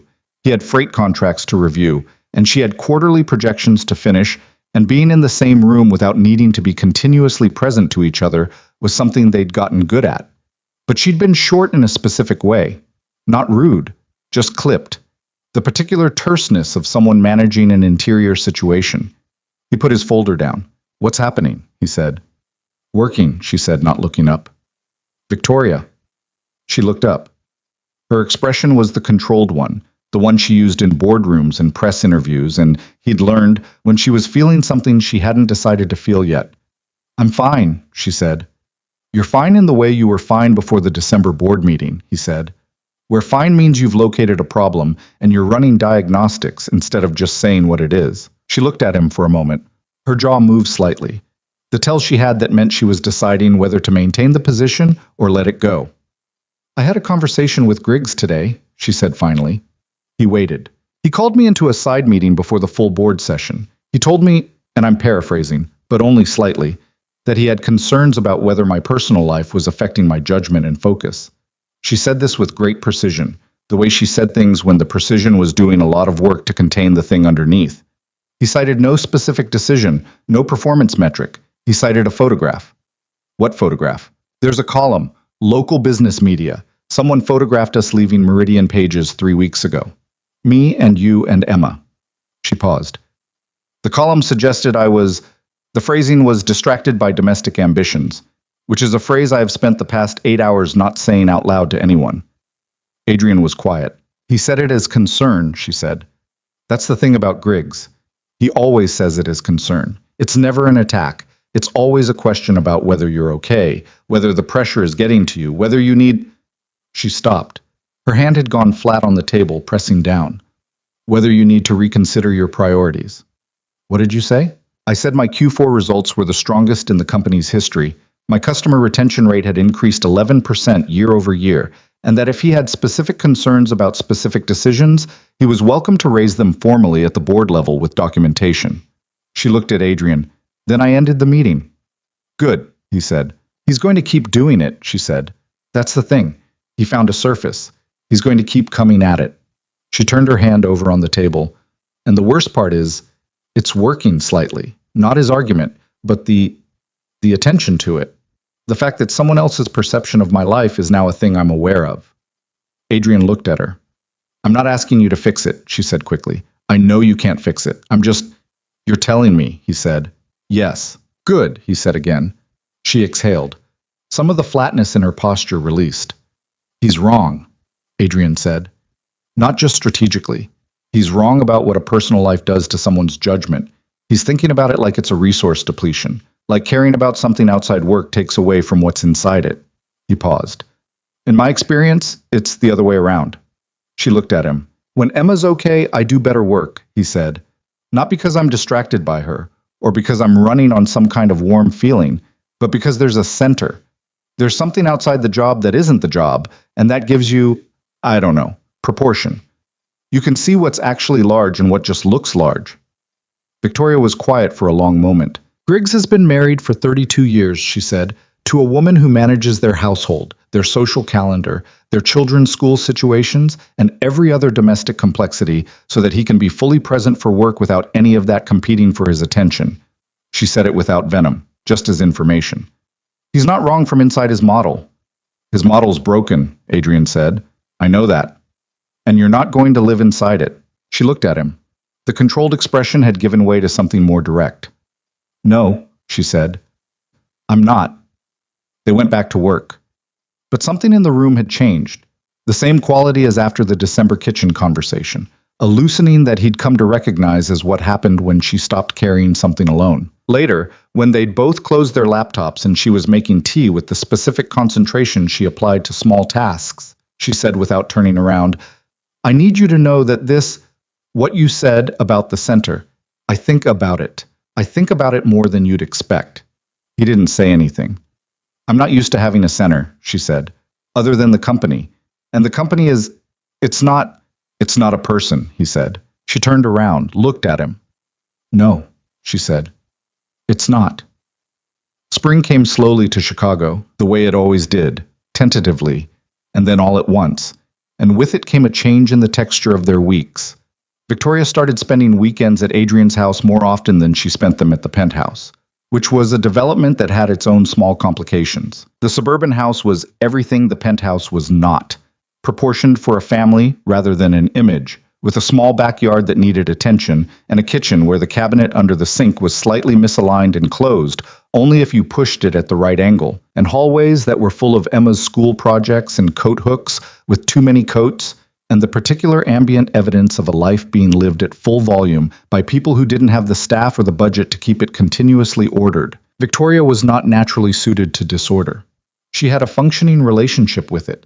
She wasn't rigid, she was too practical for that. But her instinct in any space was to find the system and improve it, which sometimes expressed itself helpfully, and sometimes expressed itself in a way that required a conversation. The conversation happened in March. She had reorganized the spice cabinet. This was, objectively, a reasonable thing to have done. The spice cabinet had been in a state that Adrian would describe as functional, and a more objective observer might describe as chaotic, with duplicate bottles and expired stock and no discernible organizational logic.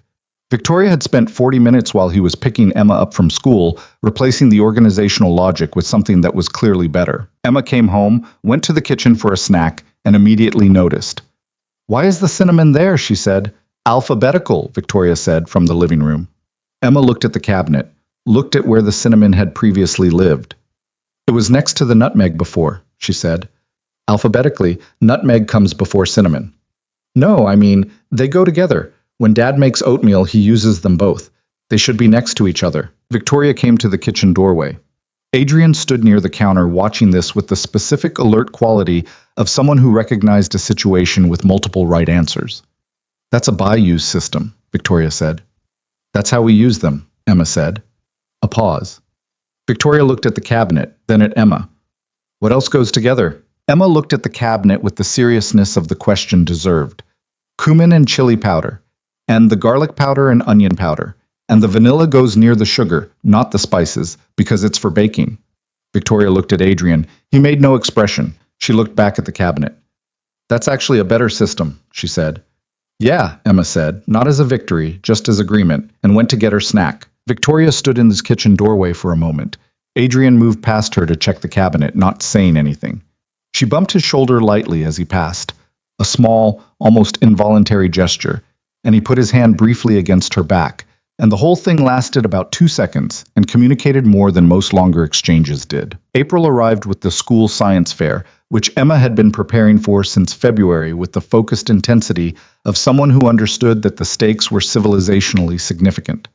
The project was a working model of a spectroscope, improved significantly from the January prototype, with a presentation board that documented the physics of light refraction in Emma's capital letter printing, accompanied by drawings that were both accurate and significantly more beautiful than a standard science fair presentation required. Victoria came to the science fair. She came in a baseball cap and a plain jacket, which was a practical accommodation she'd arrived at after the Meridian Pages photograph. Not hiding exactly, but not presenting either. She sat with Adrian in the school gymnasium on fold-out chairs under fluorescent lighting, with the particular cheerful chaos of 50 children presenting projects on varying topics. And she watched Emma stand next to her spectroscope board and explain diffraction gratings to a rotating series of parents and teachers and judges with the confidence of someone who had been living with this material for 3 months. One of the judges, a physics teacher from the middle school who ran the district science fair, spent 6 minutes at Emma's table. He asked questions. Emma answered them. He asked harder ones. She answered those too, and when she didn't know something, she said so without embarrassment, which he seemed to appreciate. She came second in her category. She was, for approximately 11 minutes, deeply unhappy about this. They sat in the car in the school parking lot while Emma processed it. Not crying, Emma was not much of a crier, but silent in the specific way that meant she was working through something with her full processing capacity. Victoria, in the passenger seat, waited. "The robot arm was better," Emma said finally. "In category," Victoria said, "the servo mechanism was sophisticated for the age level. My physics was more accurate, yes. But the judging criteria weight presentation and complexity of mechanism and the robot arm has more visible moving parts." She paused. "That's not fair. But it's how it's judged." Emma looked out the window. "That's dumb." "Yes," Victoria said, "a lot of judging criteria are dumb. That doesn't mean the work was wrong." Emma considered this. "You think my spectroscope was better?" "I think it was more scientifically rigorous. Whether it was better depends on what you're optimizing for." She turned slightly in her seat to look at Emma. "What were you trying to do?" "Show how light works." "Did you do that?" "Yes." "Then you did the thing you were trying to do," Victoria said. "Second place is the judging committee's opinion. The spectroscope is the thing you actually made." Emma looked at her for a moment with that particular Emma look, the one that meant something was being filed for later processing. "Okay," she said. "Okay," Victoria said. Adrian had said nothing. He started the car. Emma, from the back seat, said, "Dad, can we get Chinese food?"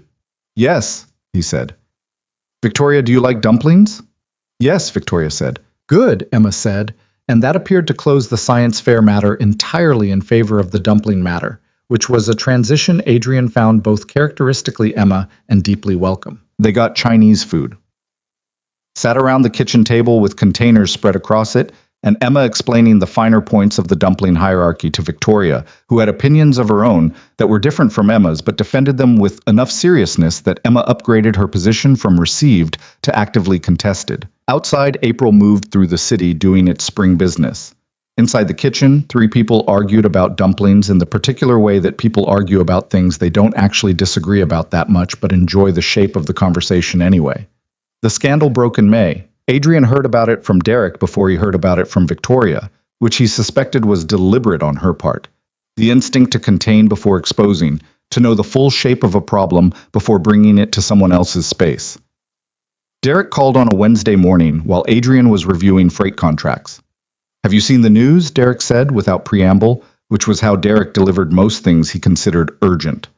"I've been in contracts since 7, Adrian said. "Check Langford Systems," Derek said. He checked. The story had broken that morning on a financial news platform with a solid reputation for accuracy, which made it worse than if it had been a gossip outlet.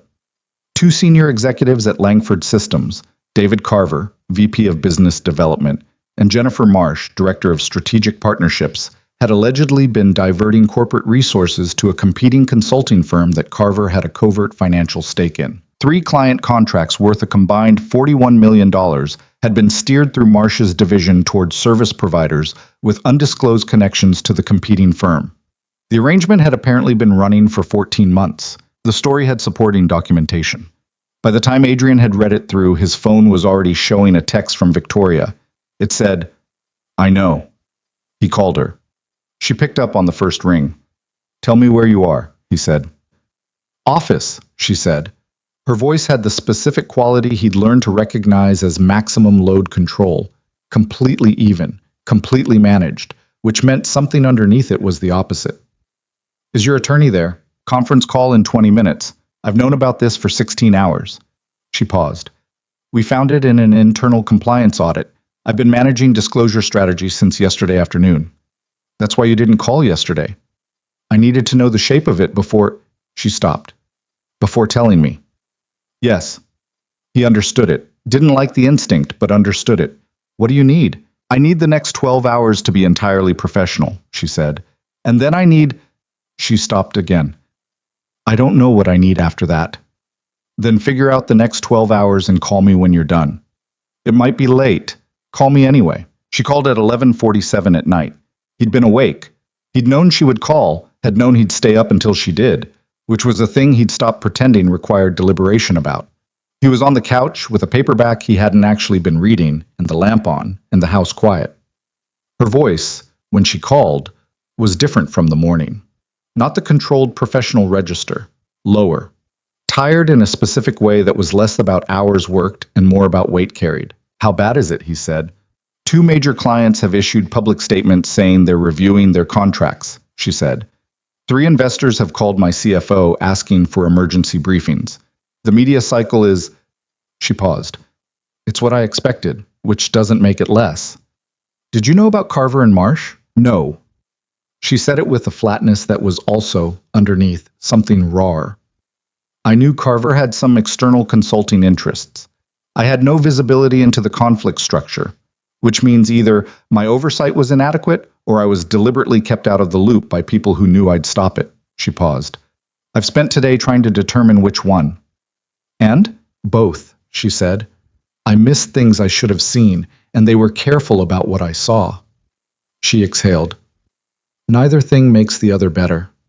"No," he said. "But they're different problems." "I know." She was quiet for a moment. "The board wants an emergency session Friday. Griggs has already circulated a preliminary agenda that includes a motion for expanded executive oversight, which he had apparently been prepared to deploy at relatively short notice. "I was waiting for an opening." "Yes." "So this isn't just Carver and Marsh," Adrian said. "It's 2 crises happening simultaneously, using each other." "That's a precise description of my life right now, yes." He thought about what he wanted to say. He wanted to tell her it was going to be fine, which was the easy thing and possibly the true thing, but was also something she'd have no use for because it didn't help her with what was actually in front of her. "What does your attorney think about Friday?" he said. "That I should go in with a full remediation plan in hand, not a response to Griggs's motion, but a proactive governance proposal that takes the ground from under him. Something I own rather than something I'm defending against. She paused. Which is what I was already thinking, but it's useful to hear it confirmed. Who do you trust on the board right now? Morrison. Alcott, probably, because his problems with me are about ego, not about wanting the company to fail. Patel has been quiet, but she's been on this board for 2 years, and I've never seen her vote against the long-term position of the company when it came down to it. That's 3, he said. I need 4 for a blocking majority. What about the woman? Voss? A silence. She's been having lunch with Griggs. That doesn't mean she's committed, he said. It means she's listening to him. Those are different things. Another silence, this one slightly different. You should have been in business, she said. I am in business, he said. You know what I mean. He did know what she meant. It was, in its way, a more intimate thing than she'd said to him in a while. An acknowledgement, without ceremony, of something she'd known for months and hadn't said directly. That she wasn't talking at him or processing beside him, that she was thinking with him. Call Voss before Friday, he said. Not about the motion, about the company. Remind her what you built before this happened and where it's going. She paused, that's exactly right. They talked for another 40 minutes. Not about them, about the board, the strategy, the remediation plan structure, the specific way she needed to reframe the governance conversation before Griggs got to define its terms. She talked, and he listened, and occasionally asked the question that pushed something further along, and at one point she stopped mid-sentence and said, Why do you care about my board composition at midnight? Because you do, he said simply. A long pause. Adrian, she said. Yeah. I'm scared. She said it with the particular precision of someone saying something in its exact right size, not smaller, not larger. Not about the board, about a pause. About what happens if this is bad enough that it defines the company, that everything I built gets defined by the thing 2 people inside it did without my knowledge. He thought about what she was actually saying. Not the company. The company was the container. What she was saying was, I have given most of my adult life to this thing. I have built it out of terror and certainty and sacrifice, and it is the primary evidence of who I am, and if it fails in a specific public way, I don't know who that leaves. He understood that. He understood it in the way that one kind of loss recognizes another kind of loss. Listen, he said carefully. You are not the company. You are the person who built the company, which is a different thing. What Carver and Marsh did doesn't change what the structure was before they got there. It doesn't change the 14 months you slept on an air mattress. It doesn't change the insurance company lobby at 7:45 in the morning. He paused. The company can have a bad quarter, a bad year, a bad event. That's not the same as you being wrong about what you built. The silence on the other end was the full kind, the kind that had weight. I keep forgetting that, she said quietly. I know. You've been carrying the company for a long time. It's hard to remember there's space between you and it. You remind me, she said, that there's space. He looked at the lamp. The house quiet around him, Emma asleep upstairs, the refrigerator drawings visible from where he was sitting. You're going to be okay, he said.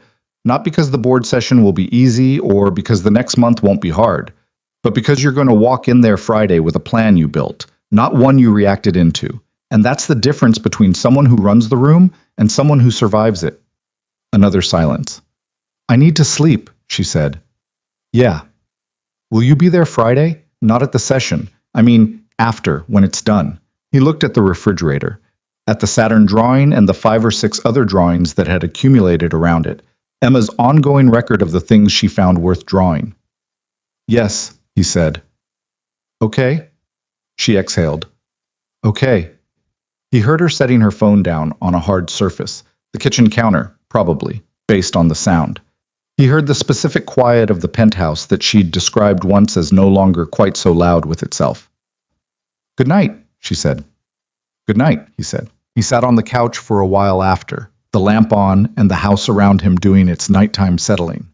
He thought about a woman 40 floors up across the city, sitting in a designed kitchen with a problem that was also an opportunity and a board that was also a threat, running the calculations that she ran with the relentless precision of someone who had never once let herself get to the end of her reserves. He thought about what Emma had done that afternoon, before dinner, without knowing any of this was happening.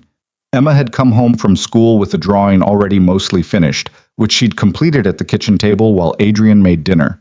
When she was done, she'd gone to the living room where he'd put Victoria's laptop earlier.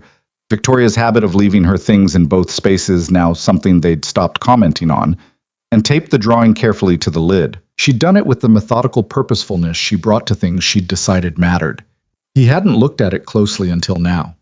He got up from the couch and went to the living room and looked at the drawing on the laptop lid. It showed a figure in a cape, identifiable as female by Emma's drawing conventions, with long dark hair, standing in what was recognizably a tall building, surrounded by smaller figures that were probably meant to be board members or business problems or both. The caped figure was not fighting them.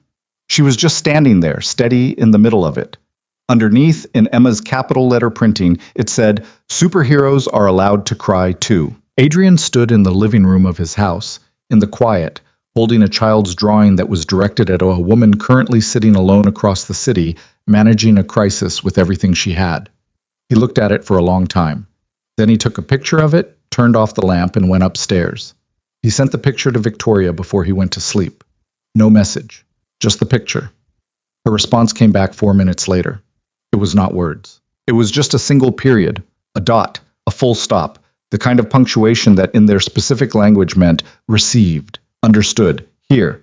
He put his phone down, slept. The Friday board session lasted 6 hours and 14 minutes. Adrian knew this because Victoria had texted him at the beginning, starting now, and texted him again at the end, done.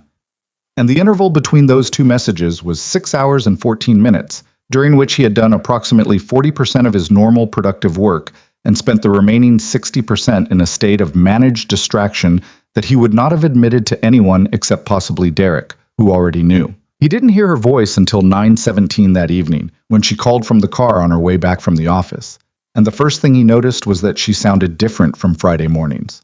Not elated. Victoria didn't do elated. It wasn't her register, but lighter in a specific way. The particular quality of someone who has been carrying something at maximum load and has finally set it down on solid ground. "Tell me," he said. "Griggs withdrew the governance motion," she said. "Before the vote?" "Before the vote. I went in with a proactive remediation framework, third-party compliance audit, revised conflict of interest disclosure requirements for all executive-level staff, a restructured internal reporting channel that bypasses my direct reports and goes to the audit committee." She paused. "I also went in with Meredith Voss." "You called her?" "Wednesday night, after we talked. We had coffee Thursday morning." A pause. "She said she'd been waiting for me to call her for 2 years." Adrian exhaled. "Griggs read the room," Victoria continued. "When he saw that Voss wasn't where he'd expected her to be, he pulled the motion and reframed it as a routine governance discussion. Morrison saw it for what it was and said so, on the record, which was more than I expected from Morrison." She paused again. "The audit findings on Carver and Marsh have been referred to the Attorney General's office. The board voted unanimously to support the referral." "And your 2 clients who issued statements?" "One of them called my CFO this afternoon and asked to schedule a meeting next week. The other one is still reviewing, but their general counsel called to clarify the timeline, which is not how you behave when you've made a decision." She let out a long breath. "The media cycle is moving. It's not gone, but it's moving." He heard the car stopping, the sound of the city around her. "Adrian," she said. "Yeah." "I'm outside your house." He looked at his watch. Then he got up and went to the front door and opened it, and she was standing at the bottom of the porch steps in the May evening air, still in her work clothes, her phone in her hand, with the expression of someone who had navigated a very long stretch of difficult terrain and had come out on the other side, not unscathed but upright. He came down the steps. She crossed the 3 feet between them and put her arms around him with a directness that had no performance in it, her face against his shoulder, and he put his arms around her and they stood on the porch steps in the spring night for a while without saying anything. She was trembling slightly. Not crying, so he could tell the difference, just running down. The way a body sometimes ran down after sustained high-load functioning, not collapsing but releasing. Finally, the tension it had been holding as infrastructure. "You're okay," he said. "I know," she said, muffled against his shoulder. "I know I am." They stood there until she stopped trembling. Then she pulled back, straightened herself with a breath, and looked at the house. "Is Emma asleep?" She was giving it another 10 minutes. "Can I—" She stopped. Can I say goodnight to her? He held the door. Emma was in bed with her reading light on, the teenage astronomer book open, but she put it down when she heard them on the stairs and looked at Victoria with the assessment that was Emma's version of a hug. You look tired, Emma said. I am tired, Victoria said. She sat on the edge of Emma's bed. She'd been doing this for 2 months now, the specific sitting on the edge that meant she'd stopped treating the gesture as something that required permission. Did you see the drawing got used? Dad told me. Emma looked at her. Did it help? Victoria looked at her for a moment. Yes, she said. Specifically. It helped specifically. Emma accepted this. Then she said, Pluto is still out there doing its thing. Yeah, Victoria said. It is. Emma looked at her with that old soul quality she had sometimes, the one that made Adrian wonder what she was actually made of underneath the telescope shirts and the capital letter drawings. You're still out there doing your thing too, Emma said. I was watching the news at Mrs. Kowalski's and you looked very in charge. I was trying to be. You looked like you actually were, Emma said. That's different from trying. Victoria looked at this 9-year-old who had taped a drawing to her laptop and watched the news at the neighbor's house with what was apparently genuine investment in how it turned out. And something in her face did what it did sometimes, went completely unguarded. Go to sleep, Victoria said quietly. I was going to, Emma said with dignity. Victoria stood up, straightened the blanket, turned off the reading light. Emma made a small sound of protest about the book. Tomorrow, Victoria said. Fine, Emma said. Then, already turning towards sleep, Good night, Victoria. Good night, Emma. In the hallway, Victoria stood for a moment with her back against the wall. Adrian was beside her. The landing was small and the house was quiet and the reading light was off. That child, Victoria said. I know, he said. She stopped. I know, he said again. She looked at him in the hallway with the tired, real, specific expression of someone who had spent the day in a boardroom and the evening on porch steps and was now standing in a hallway in a house that was not designed to communicate anything except that people lived in it, and finding that this was, unexpectedly, exactly where she wanted to be. Stay, he said. Not a question, not a production, just an option. She stayed. The summer that followed was the first summer in 4 years that Adrian could describe with the word good without immediately qualifying it. Not perfect. Nothing in his life had that quality, and he'd stopped requiring it somewhere around year 2 after his wife's death, when he'd understood that the pursuit of a frictionless life was not a reasonable use of the limited energy available. But good, genuinely good, in the irregular, imperfect way that good things were. Victoria had sold this penthouse by August. This was not a decision she announced in advance or ran by him, which he only found mildly irritating in retrospect because he understood it. It was her decision to make, about her space, about what the space represented, and had stopped representing. She told him on a Sunday morning at Meridian Pages, over their standard coffees, with the same matter-of-fact delivery she used for most things she'd already resolved. I'm selling the penthouse, she said. He looked at her. When did you decide? 3 weeks ago. She turned her coffee cup. I've been in that building for 4 years, and for the first 2 years it felt like evidence of something I needed to prove. And then for the next 2 years it felt like a correct address for a certain kind of life I thought I was living. And now it just feels... She paused. It feels like somewhere I sleep when I'm not somewhere else. Where are you going to go? She looked at him. The direct look. The one that didn't have an angle. I was thinking, she said carefully, about the River North neighborhood. Closer to the office. Maybe something with more than one bedroom. She paused. Something that could have people in it. He looked at her. I'm not asking you for anything, she said quickly, which was how she said things when she was actually asking for something, but needed to establish that she wasn't requiring it. I'm just saying that my thinking about space has changed, about what I need space to be. Okay, he said. Okay, she said. They drank their coffee. Something with a good kitchen, he said. She looked at him. If you're looking, he said, make sure the kitchen is functional, not designed, actually functional. She held his gaze for a moment, then she picked up her coffee. I know what to look for, she said, with the slight warmth of someone who had been told something they'd already decided but appreciated having confirmed. By September, she was in a 2-bedroom apartment 12 minutes from his house. The kitchen had adequate counter space and an oven that actually maintained its temperature, and the cabinet under the sink closed properly. and there was a second bedroom that she put a desk in and a bookshelf, and within a month, a spare set of the Teenage Astronomer series because Emma had started leaving things there the way children leave things in spaces they've decided are safe. The Saturday in October that Harlan Griggs resigned from the board was the same Saturday that Emma's class had a field trip to the Adler Planetarium, which Victoria had quietly arranged through a board contact she had there, ensuring that Emma's class got the private early access session before the general public arrived. Emma did not know Victoria had arranged it. Victoria had specifically asked Adrian not to tell her. Why? He asked. Because I didn't do it for the credit, she said. I did it because she'll remember it.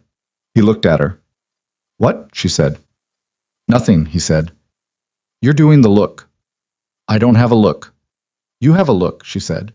It's the look where you've decided something, but you're not saying it yet. He was quiet. She looked at him. Then she looked away. Then she looked back. Adrian? Yeah.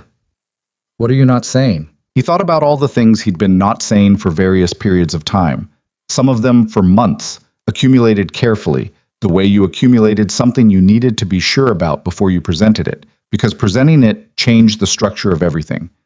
And the structure of everything had people in it whose lives would be affected, and he was not a careless person. Not yet, he said. She studied him with that precise quality. Then slowly, she nodded once. Okay, she said. November came. The anniversary of their first meeting arrived on a Thursday, which was an unremarkable day in most respects, except that Adrian had spent approximately 3 weeks thinking about how to approach it in a way that was honest rather than performative, which was the standard he applied to most important things. He'd talked to Emma, not about the proposal. He wasn't ready to make it a thing Emma had advanced knowledge of, because Emma would not be able to not know it at the people it was important she not know it at, which was most people, including Victoria. But he talked to Emma about Victoria in general, about what Victoria meant to their life, about whether Emma was okay with what things were becoming. The conversation happened on a Tuesday night over her homework. He said. She said, not looking up from her math worksheet, which she was completing with the specific resentment she applied to math homework generally. Can I ask you something? You're going to ask about Victoria. He looked at her. How do you know?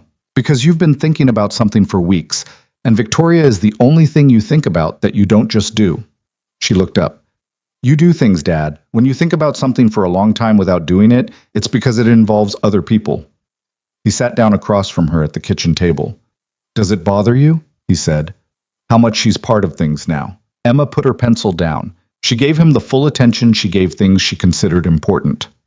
No, she said. It doesn't bother me. You're sure? Dad. She looked at him with a patience that was slightly startling in a 9-year-old. She reads the books. She fixed the spectroscope. She told me Pluto still counts. She got my class into the planetarium early and thought I didn't know, but Marcus Chen's mom told my teacher who told Marcus, and Marcus told me. She picked her pencil back up.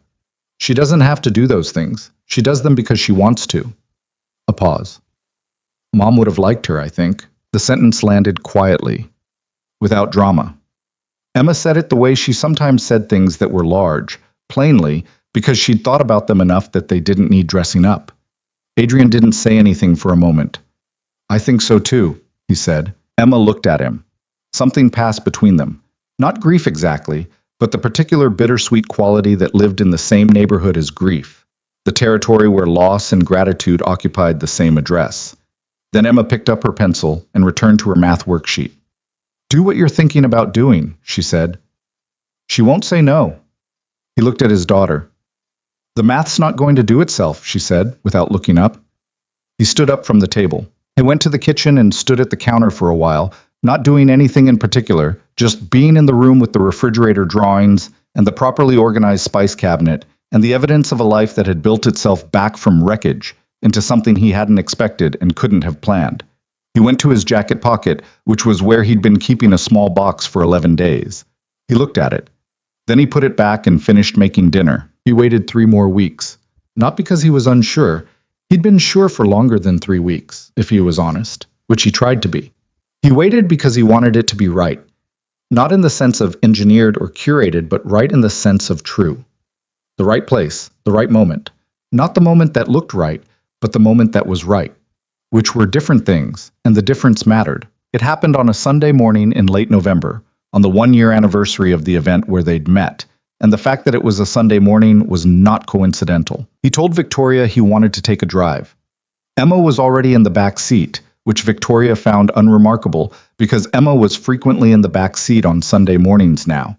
Their Sunday bookstore visits had expanded to include Emma approximately 3 Sundays out of 4, with the fourth being what Adrian privately thought of as the adult Sunday, which had its own different quality. Victoria got in the car in the particular way she got into cars, completely, without ceremony, already thinking about something else, and didn't ask where they were going, which she'd stopped doing sometime around April, because she'd learned that Adrian's destinations were generally worth arriving at without prior description. He drove to North Clark. She looked up when they turned onto the street. She looked at him. He said nothing. Emma in his back seat was quiet in the way that 9-year-olds are quiet when they know something and have committed to not revealing it, which is a specific kind of loudness. Adrian, Victoria said. We're getting coffee, he said. She looked at him. She was already reading the situation. He could see it, the way she read most situations, with the rapid assessment of someone whose professional life required pattern recognition. He watched her arrive at the approximate shape of it and watched her decide not to say anything, which was its own kind of trust. Meridian Pages was quieter than usual for a Sunday. November had thinned the foot traffic, and the cafe had that particular quality of a room that knew it well. The corner table was open, the same espresso machine, the same overstocked fiction shelves, and the sound of someone turning pages somewhere in the stacks. Emma went immediately to the children's section. This had been arranged. She had the teenage astronomer book she'd been rereading and a hot chocolate order that Adrian had confirmed with the counter staff the previous Tuesday, and she disappeared into the shelves with the focused efficiency of someone who understood their role in this scene. Victoria watched her go. Then she looked at Adrian. Sit down, he said. You're going to do something, she said. She said it not as an accusation, but as a simple statement of fact, with the expression of someone who has been trying to stay ahead of a situation and has accepted that she's slightly behind it. Yes, he said. Should I? Sit down, he said again. She sat down. He sat across from her. He reached into his jacket pocket. He did not do anything theatrical or staged. He put the box on the table between them, simply, the way he put most things down, as a fact rather than a performance. She looked at the box, then at him. Her expression was doing multiple things simultaneously. Not the controlled professional version or the wall maintenance version or any of the versions she'd had in the beginning. Just her face, all of it, doing what it did when she was fully present and not managing anything. He opened the box. The ring was not complicated. A single stone, clean setting, the kind of thing that was designed to be looked at without being distracted from, which was the aesthetic equivalent of his general approach to most decisions. I've thought about how to say this, he said, for a long time, and every version I tried came out sounding like something I'd rehearsed rather than something I actually thought. So I'm going to just say it the way it actually is. She was looking at him, not at the ring, at him. I don't care about the company, he said. I never did. I care about the person who slept on an air mattress for 18 months because she believed in something. I care about the person who reads dessert menus with genuine disappointment when there's too much chocolate. I care about the person who told my daughter that Pluto still counts, and who learned to organize a spice cabinet by use rather than by alphabet, and who taped a drawing to her laptop lid and didn't know Emma already knew. He paused. I care about the person who called me from a sidewalk on a Tuesday when she needed someone to say it out loud to, and who picked up on the second ring when I needed the same thing. She was still looking at him. Her hand on the table was very still. I know you know how to be alone, he said. You're exceptionally good at it. I'm not asking you to stop being that person. I'm asking whether the person who is also very good at being alone would be willing to be not alone. With me. And Emma. In whatever shape that takes. He looked at her steadily. I'm not in a hurry about the shape. I just want to know if you want to build it. The cafe was quiet around them. Somewhere in the children's section, Emma was not reading her book. He knew this. He knew she was sitting with it open and not looking at the pages, which was the Emma version of holding her breath. Victoria looked at the ring, then at him, then at the table. Her jaw moved slightly.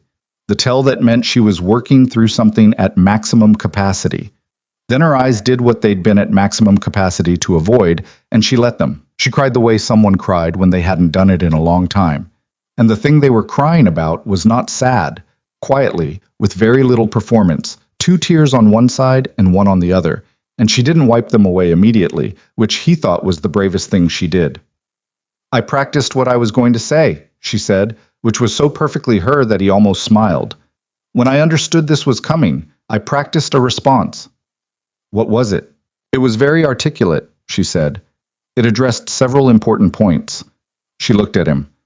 I've completely forgotten all of it. That's okay. She reached across the table and put her hand over the box, and then over his hand. Yes, she said. That's the whole thing. Just yes. He exhaled. She exhaled. From the children's section, a small person appeared at entirely the wrong distance to be coincidental, holding an open book she had clearly not been reading, with an expression of constrained information that was visibly at maximum capacity. Victoria laughed. A real laugh. The full version. The one that was slightly inelegant. The one that the Forbes cover photo had never come close to. Emma, Adrian said. I wasn't listening, Emma said from 11 feet away. You absolutely were. I was reading. She held up the book. The page was visibly the same page it had been 20 minutes ago. Did she say yes? Victoria looked at Emma across the cafe. This small, fierce person with her escaped ponytail and her telescope shirt and her particular way of being completely present in a room without making any adjustments to herself on behalf of the room. And she felt something that she had no precise word for and didn't try to find one. Something that was built out of a year's worth of Sunday mornings and a spectroscope and a hot chocolate order confirmed in advance and a drawing that said superheroes were allowed to cry too. Yes, Victoria said. She said yes. Emma looked at this information seriously. Then she closed her book, walked to the table, and sat down in the third chair with the complete matter-of-factness of someone who had known how this was going to go and had simply been waiting for the rest of the room to catch up. Good, she said. Can we order? I finished my hot chocolate. Adrian looked at Victoria. Victoria looked at Adrian. The ring was on her finger now. It had gone on simply, without ceremony, the way things went when they were right rather than staged. The stone caught the cafe light. He ordered Emma another hot chocolate. He ordered Victoria a cortado she hadn't asked for, and she accepted it without comment, which was how they communicated in the private language they'd developed over a year of Sundays. Emma began a new hot chocolate and immediately began a new installment of her ongoing assessment of the Voyager probe's current position because there had been updates. Outside on North Clark Street, November was being exactly what November in Chicago always was. Cold and gray and persistent and entirely unmoved by any of the things happening inside the bookstore. The city went on. The espresso machine made its noises. Pages turned somewhere in the fiction section. Adrian looked at Victoria, who was listening to Emma's Voyager update with the full attention she gave things.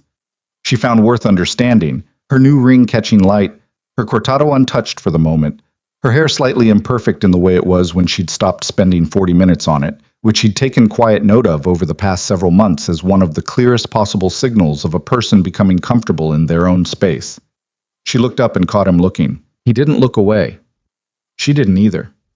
Emma, who had been watching them watch each other with the peripheral vision she deployed on things she was pretending not to monitor, said, "You're doing that thing again." "What thing?" Adrian said. "The thing where you look at each other and don't say anything and think I'm not noticing." "You're very perceptive," Victoria said. "I know," Emma said. "Mrs. Chen told my teacher I have above-average emotional intelligence. I looked it up." She took a sip of her new hot chocolate. "It means I notice things." "It does mean that," Victoria agreed. Emma looked at them both with the expression she got when a situation was meeting the standards she'd set for it. Then she turned back to her hot chocolate, apparently satisfied. Adrian reached across the table and took Victoria's hand. She turned her hand over and held his, the same way she'd done it the first time, in the kitchen of her penthouse, on a rainy December Tuesday, when the walls had finally come down. Down not because something dramatic happened, but because she'd gotten tired of the maintenance. I thought about all the things that could have gone differently. Derek could have changed the pairing at the Meridian mixer, and none of this would exist. Victoria could have decided the bookstore suggestion was too vulnerable and pulled back before Sunday morning. He could have let his own fear of hope keep him at the careful functional distance he'd maintained for 4 years before that night. He thought about the specific, accidental nature of real things. How they didn't arrive with announcement or guarantee. how they required the particular combination of courage and accident and stubbornness that made showing up on a Friday night you almost skipped into something that changed the entire shape of what came after. He thought about Emma, who had read his phone message without guilt and asked the right question, who had decided from a position of complete authority that Victoria was serious, who had taped a drawing to a laptop lid without needing to see the outcome to know it mattered. He thought about what his wife might have said about all of this. He thought about it without the specific grief that used to accompany that thought. Not because the grief was gone, but because grief, like most things you carried long enough, eventually found a place to sit that wasn't in the middle of everything. It was still there. It would always be there. But it had, over time, made room. Emma was right, he thought. She would have liked Victoria. Victoria, who was not smooth or easy or uncomplicated and had never pretended to be. Victoria, who organized things by system and had to be talked into organizing them by use. Victoria, who circled things she was afraid of before committing to them. Victoria, who had cried in a bookstore cafe over a proposal that didn't have a speech, just a man telling her the truth about who she was to him, without decoration. Victoria, who was currently holding his hand and listening to his daughter explain orbital mechanics, and who had, somewhere in the past year, quietly and without announcement, become the third fixed point of his world. Some things, Adrian thought, were worth waiting 4 years for. Not because the waiting made them better. Not because suffering was somehow the prerequisite for anything good.